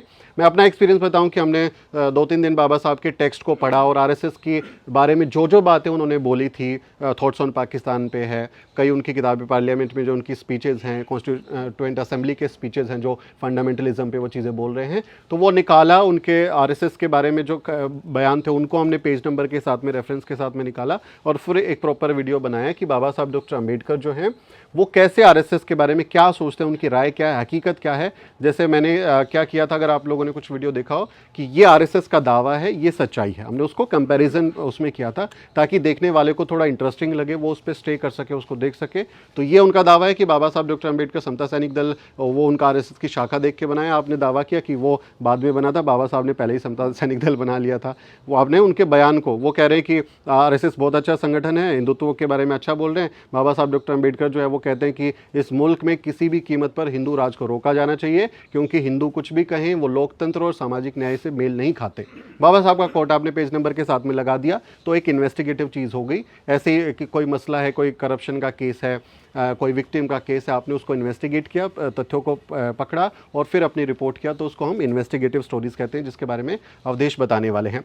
फिर कुछ फीचर स्टोरीज होती हैं। फीचर स्टोरीज में हम कुछ ऐसी सॉफ्ट स्टोरीज लोगों को देते हैं कि हम, खासकर बहुजन समाज के लिए ये चैलेंज होता है कि हमेशा कास्ट एट्रोसिटी होती है, हमेशा ब्रूटल रेप, हमेशा मर्डर, हमेशा बहुत ब्रूटल खबरें हमारे लोगों की। अभी आप देखिए सुराना के जो विक्टिम हैं, उनके चाचा के साथ किस तरह का वीडियो आया, फिर हाथरस का कैसे हमारी बच्ची को पेट्रोल छिड़क के, डीजल छिड़क के उनको जलाया गया, कितनी ब्रूटैलिटी थी। और रोज़ इस तरह के वीडियो आते, रोज़ इस तरह का कंटेंट जो है वो आता है, तो हम बहुत मुश्किल हो जाता है कि उसको अपने जो ऑडियंस है उसको भी तो थोड़ा सा लगे ना, क्योंकि हर रोज़ वही तकलीफ भरा कंटेंट हम देख रहे हैं। तो कभी कभी हम उनके लिए फीचर स्टोरीज प्लान कर सकते हैं। फॉर एग्जांपल, यहाँ पे कोई अगर बुक बेचने वाला है, किसी ने स्टॉल लगाया है बुक का, बुजुर्ग है या बच्चा है, महिला है, आप उससे बात कर सकते हैं कि आप ये जो बहुजन साहित्य है ये क्यों बेच रहे हैं। आप उनकी स्टोरी को शूट कर सकते हैं, उनके विजुअल्स अच्छे बना सकते हैं, उनसे कुछ एक्टिविटी करा के उसको शूट कर सकते हैं, वॉइस ओवर लगा के, उनकी बाइट लगा के, एक अच्छा सा पैकेज आप जो है वो वो बना सकते हैं, लोगों को देख सकते हैं, ताकि जो देखने वाला व्यक्ति है उसको थोड़ा फील गुड रहे, उसको थोड़ा सा पॉजिटिव तरीके से लगे कि हाँ ये भी हमारे समाज की इंस्पायरिंग स्टोरीज़ हैं। कुछ काम जो हैं वो कभी कभी हमें अपने ऑडियंस को इस तरह से भी दिखाने होते हैं कि वो ठीक लगे, तो ये एक काम वहाँ पर हो सकता है, ये हम फीचर स्टोरीज़ के ज़रिए कर सकते हैं।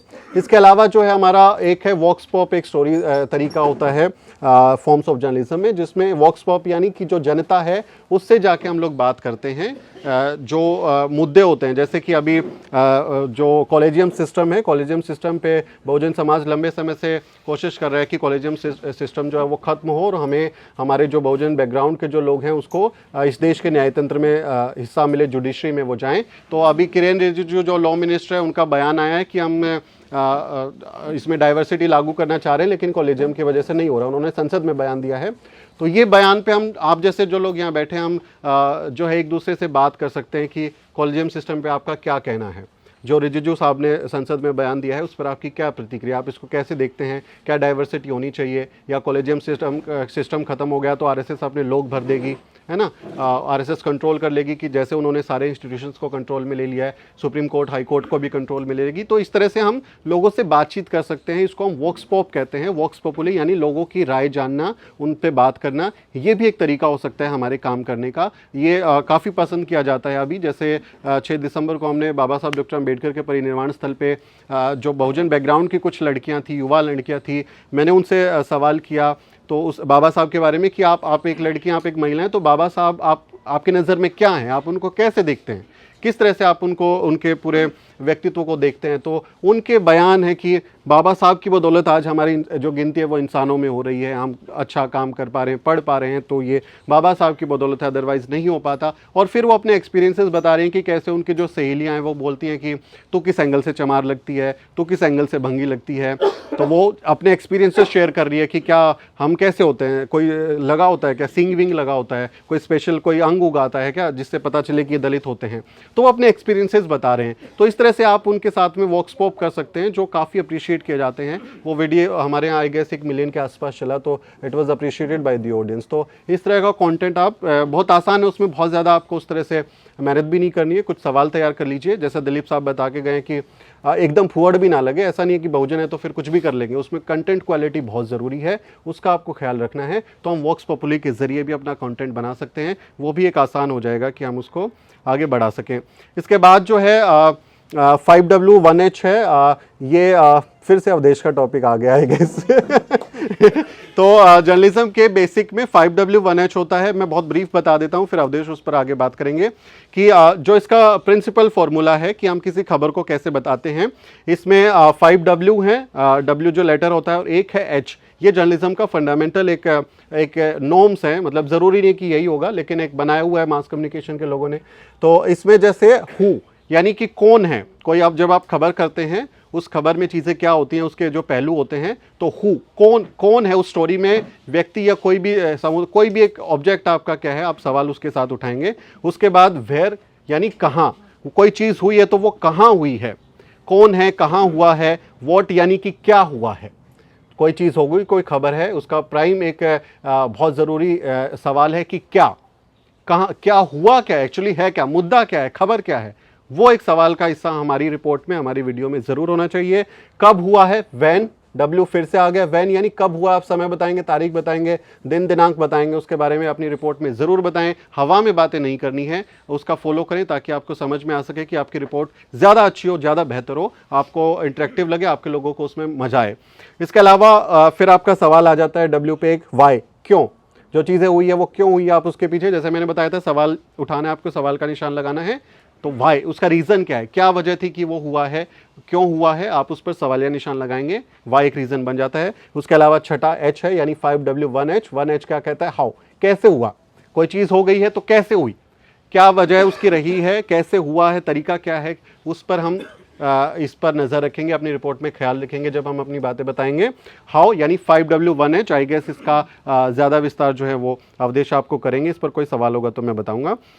अब ये 5W1H अगर हम यूट्यूबर मीट के बारे में बताएं, जैसे बहुजन यूट्यूबर्स मीट हो रहा है तो इसके बारे में बताएं, तो आप देखेंगे 5W में पहला जो W था हु, कौन है, ये इवेंट जो है ये किसने किया है, द न्यूज़ वीक। हु में कौन आ गया? द न्यूज़ वीक जो कि ऑर्गेनाइजर है इसका, यानी हमारा जो चैनल है वो इसका ऑर्गेनाइजर है, तो हु में आ गया द न्यूज़ वीक। आपको अपनी रिपोर्ट में ये बात बतानी पड़ेगी कि द न्यूज़ वीक का इवेंट है क्योंकि इसका ऑर्गेनाइजर है। वेयर कहाँ हुआ है? हिंदू कॉलेज दिल्ली। जगह आपको बतानी पड़ेगी ये इवेंट कहाँ हुआ है, कि देश का बहुजन समाज का एक बड़ा जमावड़ा यूट्यूबर्स मीट दिल्ली में हिंदू कॉलेज में हुआ है। क्या हुआ है? क्या हुआ है यहाँ पर? व्हाट, फिर आगे डब्ल्यू, बहुजन यूट्यूबर्स मीट 2022, यानी देश के जो बहुजन यूट्यूबर्स मीट है जो जर्नलिज्म कर रहे हैं वो आए हैं। ये आप उसमें लगाएंगे क्या कि एग्जैक्ट है क्या, मुद्दा क्या है? बहुजन यूट्यूबर्स मीट हैं, हम लोग यही एक इस पूरी खबर का जो हिस्सा है वो इसमें आप जिक्र करेंगे। वैन कब हुआ है? 17-18 दिसंबर 2022। आप डेट बताएंगे, तारीख बताएंगे, आपकी खबर से ये मिस नहीं होना चाहिए। वाई, क्यों हो रहा है ये, इस आयोजन की वजह क्या है? मैंने बोला सवाल उठाएंगे, क्यों हो रहा है आप, तो आप सवाल में बताएंगे कि ये बहुजन समाज के जो यूट्यूबर हैं उनको ऑर्गेनाइज करने का जो तरीका है कि कोलैबोरेशन कर सकें, जैसा हमने ओपनिंग में किया था कि हम एक दूसरे से मिल सके, ऑर्गेनाइज हो सकें, कुछ बेहतर ठीक सकें, समझ सकें। इसमें ऑर्गेनाइज की जगह आप मीडिया ट्रेनिंग एंड वर्कशॉप लिख सकते हैं, यानी आपकी नज़र में जो उसका रीज़न आपको नज़र आता है वो आप उसमें लिखेंगे। हाउ में कैसे कैसे हुआ है, हम मीटिंग एंड वर्कशॉप्स ले रहे हैं, एक दूसरे से मिल रहे हैं, एक दूसरे से बात कर रहे हैं, ये हमारा तरीका है इसको करने का। तो जैसे आप जब खबर लिखेंगे तो आप उसमें बताएंगे कि दिल्ली, राजधानी दिल्ली के हिंदू कॉलेज में द न्यूज़ वीक ने बहुजन यूट्यूबर्स मीट 2022 का आयोजन किया। इस आयोजन का मकसद ये था कि जो हमारे बहुजन समाज के यूट्यूबर्स हैं उनमें आपसी मेलजोल और कोलैबोरेशन बढ़ सके। 17-18 दिसंबर को इस प्रांगण में मीडिया ट्रेनिंग एंड वर्कशॉप भी आयोजित की गई ताकि बहुजन समाज के लोग एक दूसरे के अनुभव से सीख सकें और हम एक अम्बेडकरवादी पत्रकारिता को बेहतर बनाने की कोशिश कर सकें। तो ये एक पैराग्राफ आ गया, इसमें आप देखेंगे, आप इसको एनालाइज करेंगे तो आपकी 5W1H सारी चीज़ें इसमें आ गई। आपने उसको बता दिया कि ये है क्या, ये इवेंट बता दिया। तो 5W1H की कोशिश रखें कि आपके जो रिपोर्ट है, जो वीडियो है, उसमें इसका जिक्र ज़रूर हो। अब आप देखेंगे लेगेसी ऑफ जर्नलिज्म, ये भी बहुत ज़रूरी चीज़ हो जाती है कि हम जो पुरखे अपने हैं, हम जैसे मैं आज जिक्र कर रहा था कि सवाल उठाने का जो हमारा जो सिलसिला है, जो परंपरा है, वो महात्मा बुद्ध, कबीर और रविदास के आती है। लेकिन अगर हम इसको जो जर्नलिज्म के जो आज पैमाने गढ़े जाते हैं, अखबार, मीडिया जिसको हमको समझा जाता है, अगर उसके हिसाब से जोड़ के देखें तो हम देखेंगे कि महात्मा फूले जो हैं, महात्मा फूले भी एक जर्नलिस्ट की हैसियत में रहे हैं। उन्होंने अपने जो उनके साथी हैं, ये आप देखेंगे यहाँ पर जो हमने सर को ये गिफ्ट किया था, इसमें भी हम लोगों ने लिखा है, इसको मैं लगवाऊंगा। जो गोविंदराव फुले हैं वो इनके जो महात्मा फुले इनके सहयोगी हैं। सत्यशोधक समाज जब इन लोगों ने बनाया था तो सत्यशोधक समाज के माउथ पीस के तौर पे, ताकि उसकी एक्टिविटीज़ को लिखा जा सके, अपनी चीज़ों को बताया जा सके, तो उन्होंने दीन बंधु नाम से अखबार शुरू किया था और महात्मा फुले भी उस अखबार के साथ में थे, क्लोज थे, वो दोनों ने मिलकर शुरू किया था, फाउंडर रहे हैं उसके, और वो जर्नलिज्म वहाँ से कर रहे थे। तो अखबार अगर शुरू करने का है, मराठी में था दीन बंधु, तो हमारे पुरखों ने शुरू किया है 1878 में, इन्होंने जो है 77 में ये दीन बंधु नाम से अखबार शुरू किया था हमारे लोगों ने। आप इसके अलावा आप देखेंगे बाबा साहब डॉक्टर अम्बेडकर 31 जनवरी 1920 को उन्होंने मूकनायक अखबार शुरू किया। फिर उन्होंने समता, बहिष्कृत भारत और प्रबुद्ध भारत 1956 में उन्होंने जनता नाम से अखबार निकाला। कुछ 5 अखबार जो हैं बाबा साहब डॉक्टर अम्बेडकर ने अलग अलग समय पर निकाले हैं। तो बाबा साहब की जैसे उनकी ज़िंदगी के बहुत सारे पहलू हैं, लेकिन उन्होंने एक पत्रकार के तौर पे भी बहुत काम किया है और उनका जो काम था वो एंटी कास्ट मूवमेंट में बहुत ज़रूरी था, क्योंकि जो उस बाबा साहब भी यही कहते थे कि जो उस समय का मीडिया है वो हमारी बातें नहीं करता है, हमारे मसलों को नहीं उठाता है, तो हमें अपना अखबार यानी वंचितों का अपना मीडिया होना चाहिए। ये बाबा साहब की पंक्तियाँ हैं। तो उन्होंने अपना अखबार निकाला, 5 अखबार निकाले और ज़िंदगी के करीब जो है 35-36 साल उन्होंने पत्रकारिता की है। 1920 से शुरू हुई, 56 में जब अपना परिनिर्वाण उनका होता है, तो आखिरी दिनों में 1956 में ही प्रबुद्ध भारत की शुरुआत हुई थी। बाबा साहब डॉक्टर अम्बेडकर प्रबुद्ध भारत की कल्पना करते हैं। तो हमारी जो पत्रकारिता है उसकी लेगेसी हमारे लोग अखबार, इनके मीडियम्स में भी हमारे लोग कर रहे हैं। पेरियार साहब ने भी बहुत सारा काम पत्रकारिता में किया है। कुदी आरासू नाम से उनका अपना जो है अखबार में उन्होंने काम किया, मैगजीन्स में काम किया, रिवोल्ट में काम किया। कई उनके जो हैं अखबार वगैरह हैं जिनमें उन्होंने काम किया। आई गेस 7 से 8 पेपर्स हैं उन्होंने कई। बल्कि पेरियार साहब जो हैं वो तो बार बार अखबार शुरू करते थे, मीडिया हाउस शुरू करते थे, बंद होता था, उनकी अपनी सेविंग का बहुत सारा हिस्सा तो इसी में चला जाता था।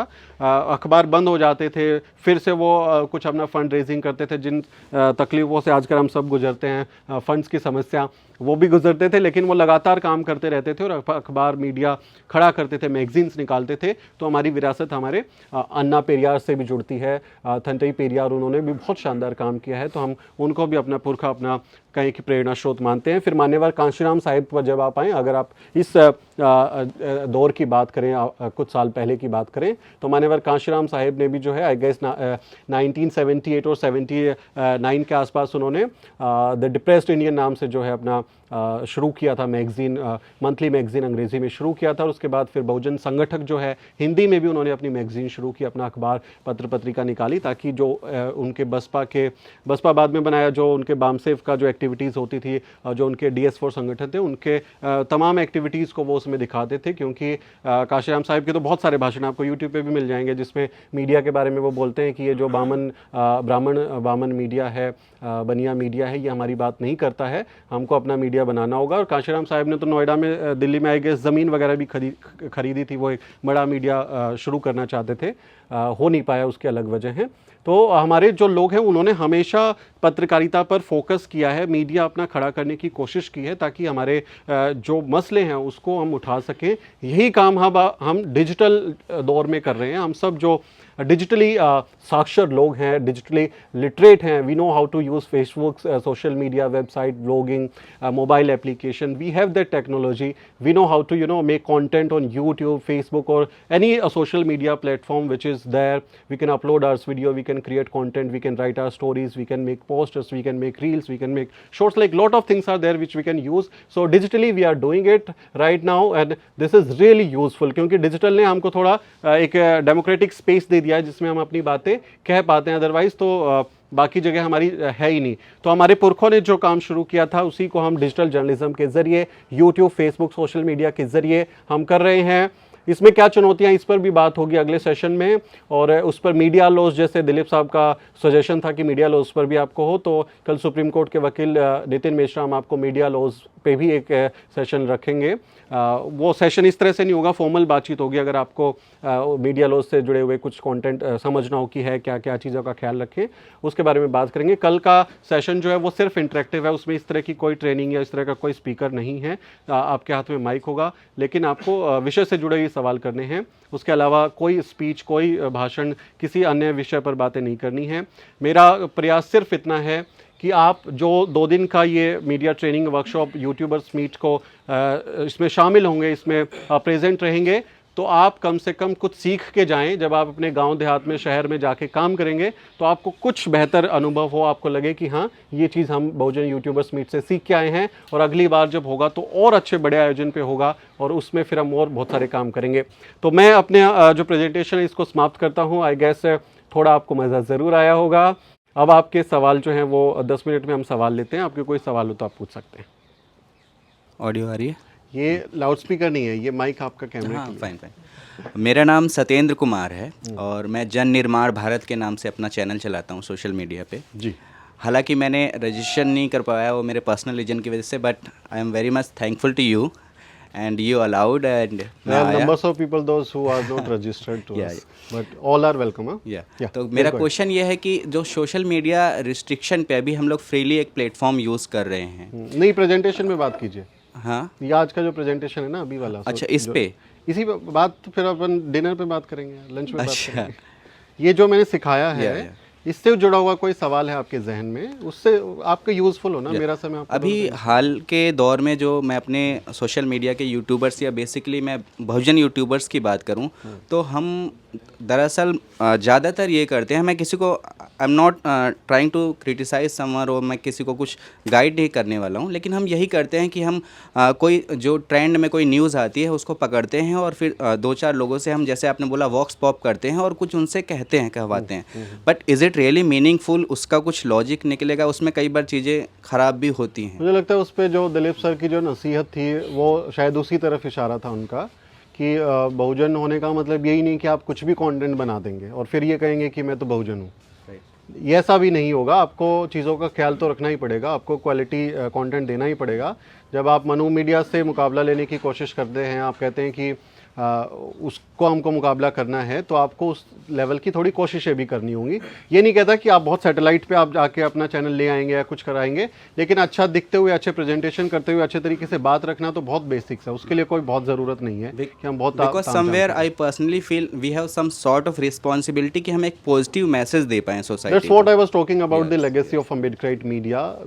Whenever we, call ourselves a journalist of Ambedkarite thing, we need to take care about the responsibilities of our ancestors, because there's a long legacy, like greatest legacy we have, Mahatma Phule to Periyar Sahib. So we need to take care about उन्होंने जो establishments किए हैं, अपने standards set किए हैं journalism के, कम से कम हम उस पर काम करें। बट ये तो आपकी अपनी ऊपर निर्भर है ना, आपका चैनल है, तो ये तो आपकी जिम्मेदारी है। and you are doing really a great job. We are Thank you, very thankful. appreciate. Thank you. Any other question? Hi Poonam, welcome. Sir सवाल पूछिएगा प्लीज। हाँ, मैं कुछ भविष्य अपने बहुजन मीडिया के भविष्य के बारे में थोड़ा जानना चाहूँगा। जैसे कि अपने इन लोग के जो मनुवादियों के ये प्रेस क्लब वगैरह हैं इस तरह से, तो अपन इस तरह से कोई ऐसा हाउस या कोई हॉल या ऐसे कोई कि इमीडिएटली एक विद इन शॉर्ट नोटिस सब लोग इकट्ठे हो जाए और अपनी बात कह दें और फिर एकदम वो थैंक यू। एक आपका सर साथ नाम? में जी, जसवंत सिंह कैलासिया। कैलाशिया जी, देखिए मैं इसलिए स्ट्रिक्ट हूँ क्योंकि आप सब लोग बैठे हैं और टाइम बहुत लिमिटेड है, तो हम बहुत फ्रूटफुल और यूज़फुल इन्फॉर्मेशन लेके जाएं। आपका सवाल इस विषय से जुड़ा हुआ नहीं है। कल यूट्यूबर मीट में हमारा एक इंट्रोडक्टरी सेशन है जिसमें आप सब अपने बारे में बताएंगे, माइक लेके आपका शूट होगा प्रॉपर, और अपने बारे में 5-5 मिनट आप सब बताएंगे। उसके अलावा जो है हमारे पास एक क्वेश्चन आंसर सेशन है जिसमें आपके पास जो सवाल होगा वो सवाल पूछा जाएगा और हम ही में से आपस में एक दूसरे का हम जवाब देंगे। तो जो आपका सवाल है इसका जवाब कल मिलेगा। Thank you. Thank you. Poonam को माइक पास कर दीजिए आप लोग। ये it is just to have the audio ताकि वो वीडियो में ठीक रहे।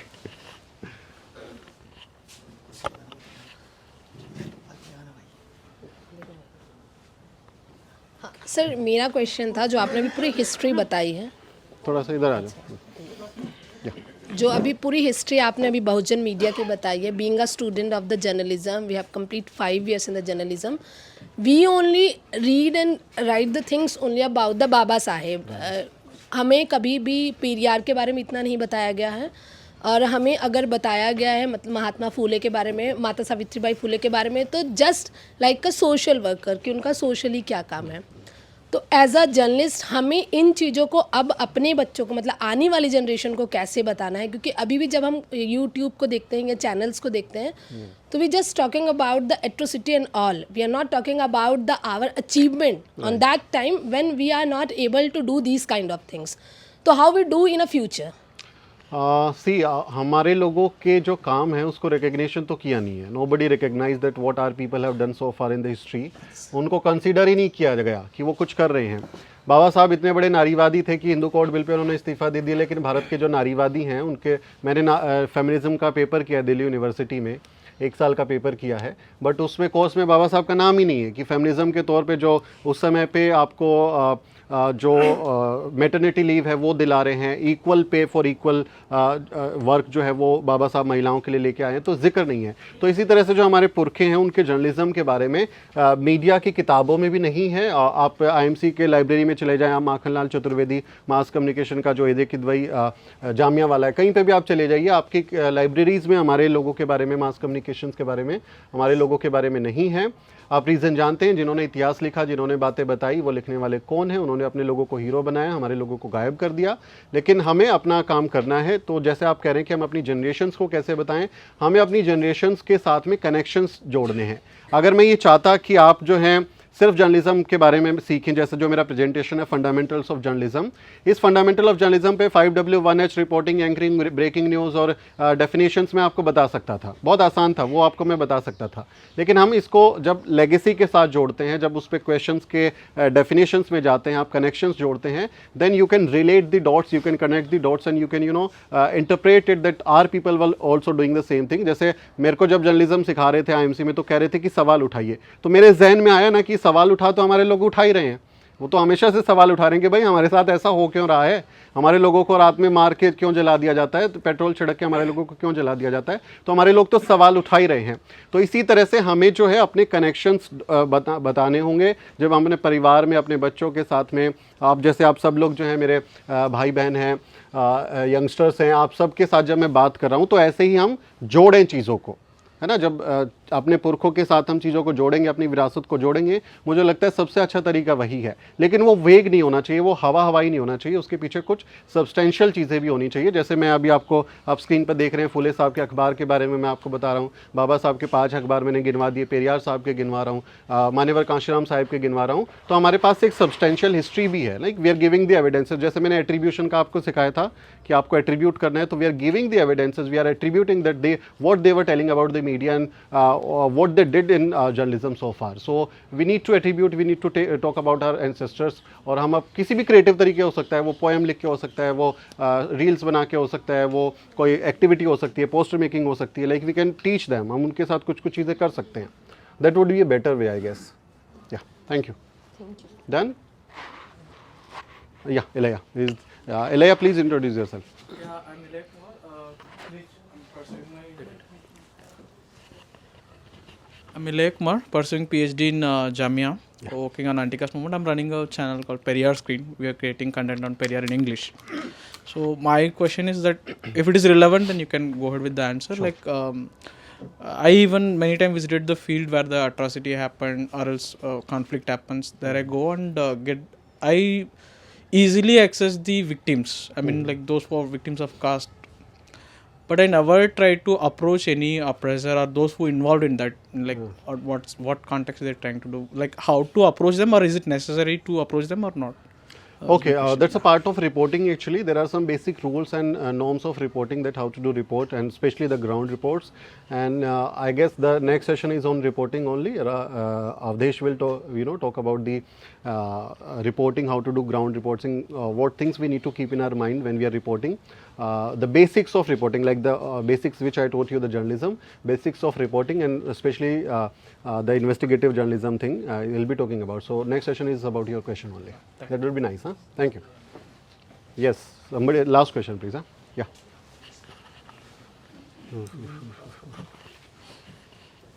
And I welcome everybody. क्योंकि बहुत सारे लोग आए हैं, मीना है, विनीत हैं, मुकेश आए हैं, अंजुल भाई आए हैं, और आप तो आ चुकी हैं नीलम जी पहले, और बहुत सारे लोग आए हैं, तो आप सबका स्वागत है। प्लीज़ सिद्धेश है, सिद्धेश हमारा भाई इलस्ट्रेटर, बहुत शानदार सिद्धेश की जो रचनाएं आजकल आप बेकरी प्रसाद से इंस्टाग्राम पे देखते होंगे, बहुत शानदार बनाते हैं। तो आप सबका वेलकम है। बाद में लंच में हम सब लोग एक दूसरे से, सौरभ है हमारे साथी जिनका एक सेशन है हमारे साथ में, तो बहुत सारे लोग आए हुए हैं। प्लीज़ या Thank you, sir.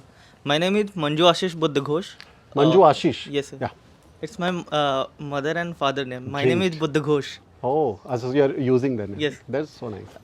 मेरा एक क्वेश्चन था, क्या लाइव सेशंस में हम जो कवर कर रहे हैं एट्रीब्यूट पॉइंटिंग समवन, क्या वो रिक्वायर्ड है?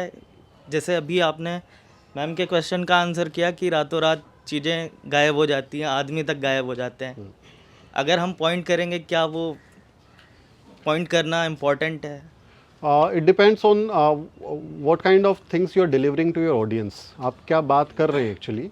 अगर आप अपने एक्सपीरियंसेस के बारे में बता रहे हैं तो आप एट्रीब्यूट करेंगे। जैसे फॉर एग्जांपल अगर मैं लाइव सेशन कर रहा हूँ अपने ऑडियंस के साथ में कि मैं गुजरात में इलेक्शन कवरेज करने गया था, और मेरा जो पर्सनल अनुभव है गुजरात को लेके, गुजरात की पॉलिटिक्स को मैंने कैसे देखा, मैं कैसे समझा वहाँ के लोगों को, वहाँ की दलित पॉलिटिक्स क्या है, and if I mean talking to my experience to my audiences. बहुत बार होता है हम लाइव सेशंस करते हैं, पार्टिसिपेंट्स के क्वेश्चंस भी लेते हैं, तो उस समय मैं अपने अनुभव ही तो बताऊंगा, तो हम एट्रीब्यूटिंग समथिंग। जैसे कि मैं प्रधानमंत्री नरेंद्र मोदी के गांव में वडनगर में गया, तो वहाँ मुझे वो लोग मिले जो बहुजन समाज के लोग हैं, और उन्होंने मुझे बहुजन विरासत दिखाई, जो ज़मीन में 83 फुट नीचे तक खुदाई करने के बाद बुद्ध विहार निकले हैं, तो उन्होंने मुझे दिखाया, हमने देखा, तो हम एट्रीब्यूटिंग इट, हम गिविंग द एग्जाम्पल। जैसे महसाणा में वहाँ धम्म दीक्षा कार्यक्रम चल रहा है, प्रधानमंत्री का गृह जिला है, वहाँ धम्म दीक्षा कार्यक्रम चल रहा है, तो गुजरात में लोग कम हैं, तो मैं वहाँ पे जो है कांताबेन से मिला, जो दलित महिला हैं, वो दलित महिलाओं को एकजुट करने का काम करती हैं, तो आई B attributing something.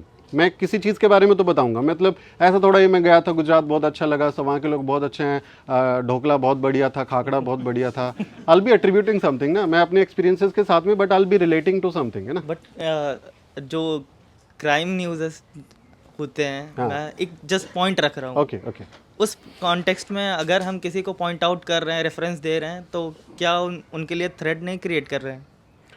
To the victims, उनके क्वेश्चन से भी रिलेटेड है। oppressors actually. This part of the reporting, I guess Avdesh will be talking about, उसके बारे में तो वो बात करेगा ही, बट उसमें क्या है, मतलब आपको पता है कि एक इवेंट हो गया, मतलब जालोर का कांड हो गया, बच्चे को मार डाला गया, ओप्रेसर्स के नाम जानते हैं आप, आपको पता है टीचर कौन है, उसके परिवार के लोग कौन हैं, आप विक्टिम की फैमिली को जानते हैं। तो बहुत बार क्या होता है कि आइडेंटिटी रिवील करने में थोड़ी वो होता है कि हम रिवील ना करें, जैसे पॉक्सो एक्ट है और सेक्सुअल हैरेसमेंट की जो गाइडलाइंस हैं, विशाखा गाइडलाइंस हैं, कई तरह के, इसलिए इस तरह के गाइडलाइंस हैं जिसपे हमको जो सेक्सुअल असोल्ट की जो विक्टिम्स होती हैं उसका नाम, जगह, घर, ये सब नहीं दिखाना, चेहरा नहीं दिखाना होता, खासकर सेक्सुअल असोल्ट के केस में, हैरेसमेंट के केस में, कि उसको उसकी आइडेंटिटी रिवील ना हो और उसको किसी तरह का थ्रेट ना हो।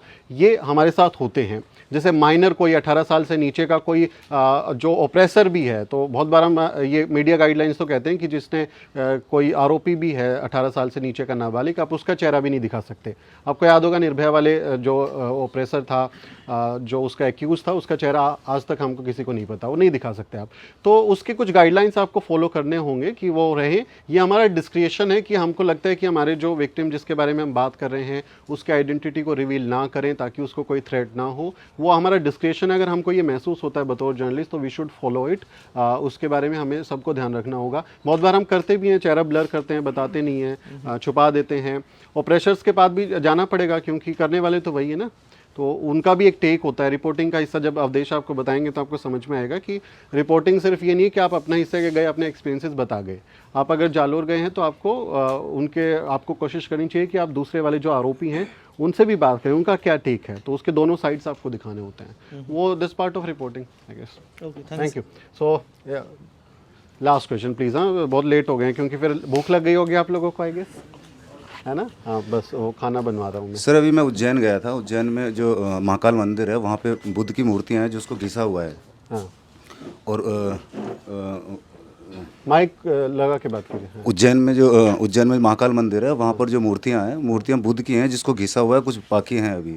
और वहाँ पे एलिफेंट जो माने हाथी की जो तस्वीरें हैं उसे काट मानो मुंह को हटा करके उसको वो बनाया हुआ उन्होंने, उसको गौ माता बनाया हुआ है। कुछ मैं रिकॉर्ड करके लाया था हिडन कैमरे से। और यहाँ पर मैं मथुरा गया था, तो मथुरा में जो म्यूज़ियम है, म्यूज़ियम में जितनी भी मूर्तियाँ मिली हैं सब जो बुद्ध की हैं वो तो पुरानी हैं, लेकिन जो राम की और कृष्ण की जो मूर्तियाँ हैं वो 9वीं सदी से है, मतलब अब से 1200 साल पहले। 1 मिनट में ख़त्म कीजिए। तो उसको हम कैसे माने उसको हम रिलीज़ कर सकते हैं किस तरह से? आपने शूट किया, हाँ, उसको शूट किया, रिलीज टोटल करना शूट चाहते हैं, है ना? सारा। क्यों नहीं कर सकते? अगर वो रिस्ट्रिक्टेड नहीं है, मतलब आपके ऊपर नेशनल सिक्योरिटी एक्ट जैसा कुछ नहीं लगेगा और आपको मतलब उस पर कुछ ऐसी गोपनीयता रखने की शर्तें नहीं है, तो आप रिलीज कर सकते हैं। क्या समस्या है?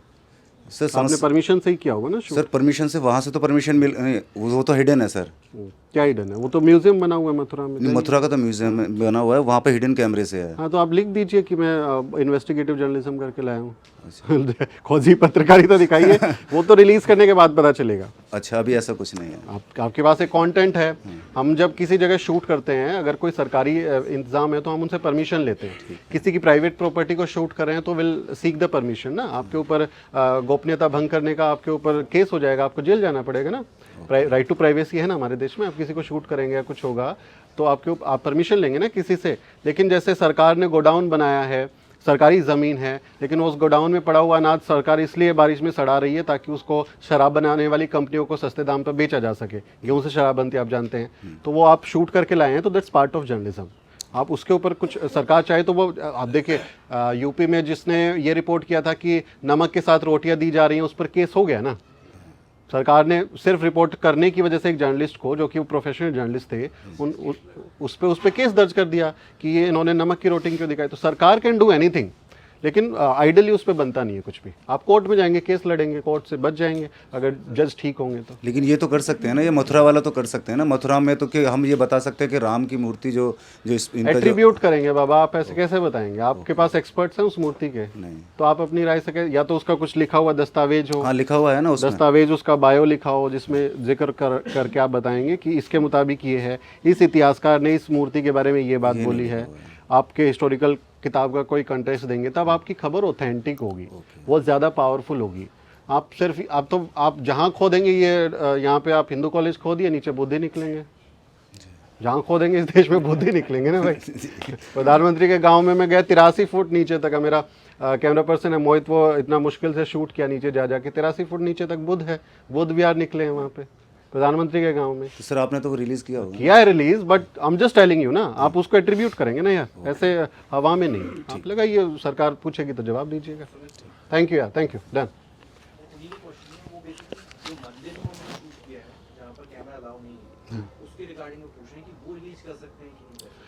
उसको आप सिंपल क्या करोगे, अगर आपने क्लिप बनाया है, आपने क्लिप उठा के यूट्यूब पे अपलोड कर दी, या आप उसको एक रिपोर्ट की तरह पेश करेंगे कि मैं यहाँ पे गया था, ये तस्वीर जो दिख रही है, ये जो मूर्ति दिख रही है, ये राम की मूर्ति है या बुद्ध की मूर्ति है, इसके ऐतिहासिक साक्ष्य क्या हैं, क्लेम क्या है, किंवदंतियाँ क्या हैं, पुजारी ने क्या बोला, या आसपास के लोगों की कुछ बाइट्स हों, किसी हिस्टोरियन की आपने बाइट ले ली हो जो उसके बारे में बता सके, तब आप उसको जब न्यूज़ रिपोर्ट बनाएंगे ना, तब आपको इसकी ज़रूरत होगी।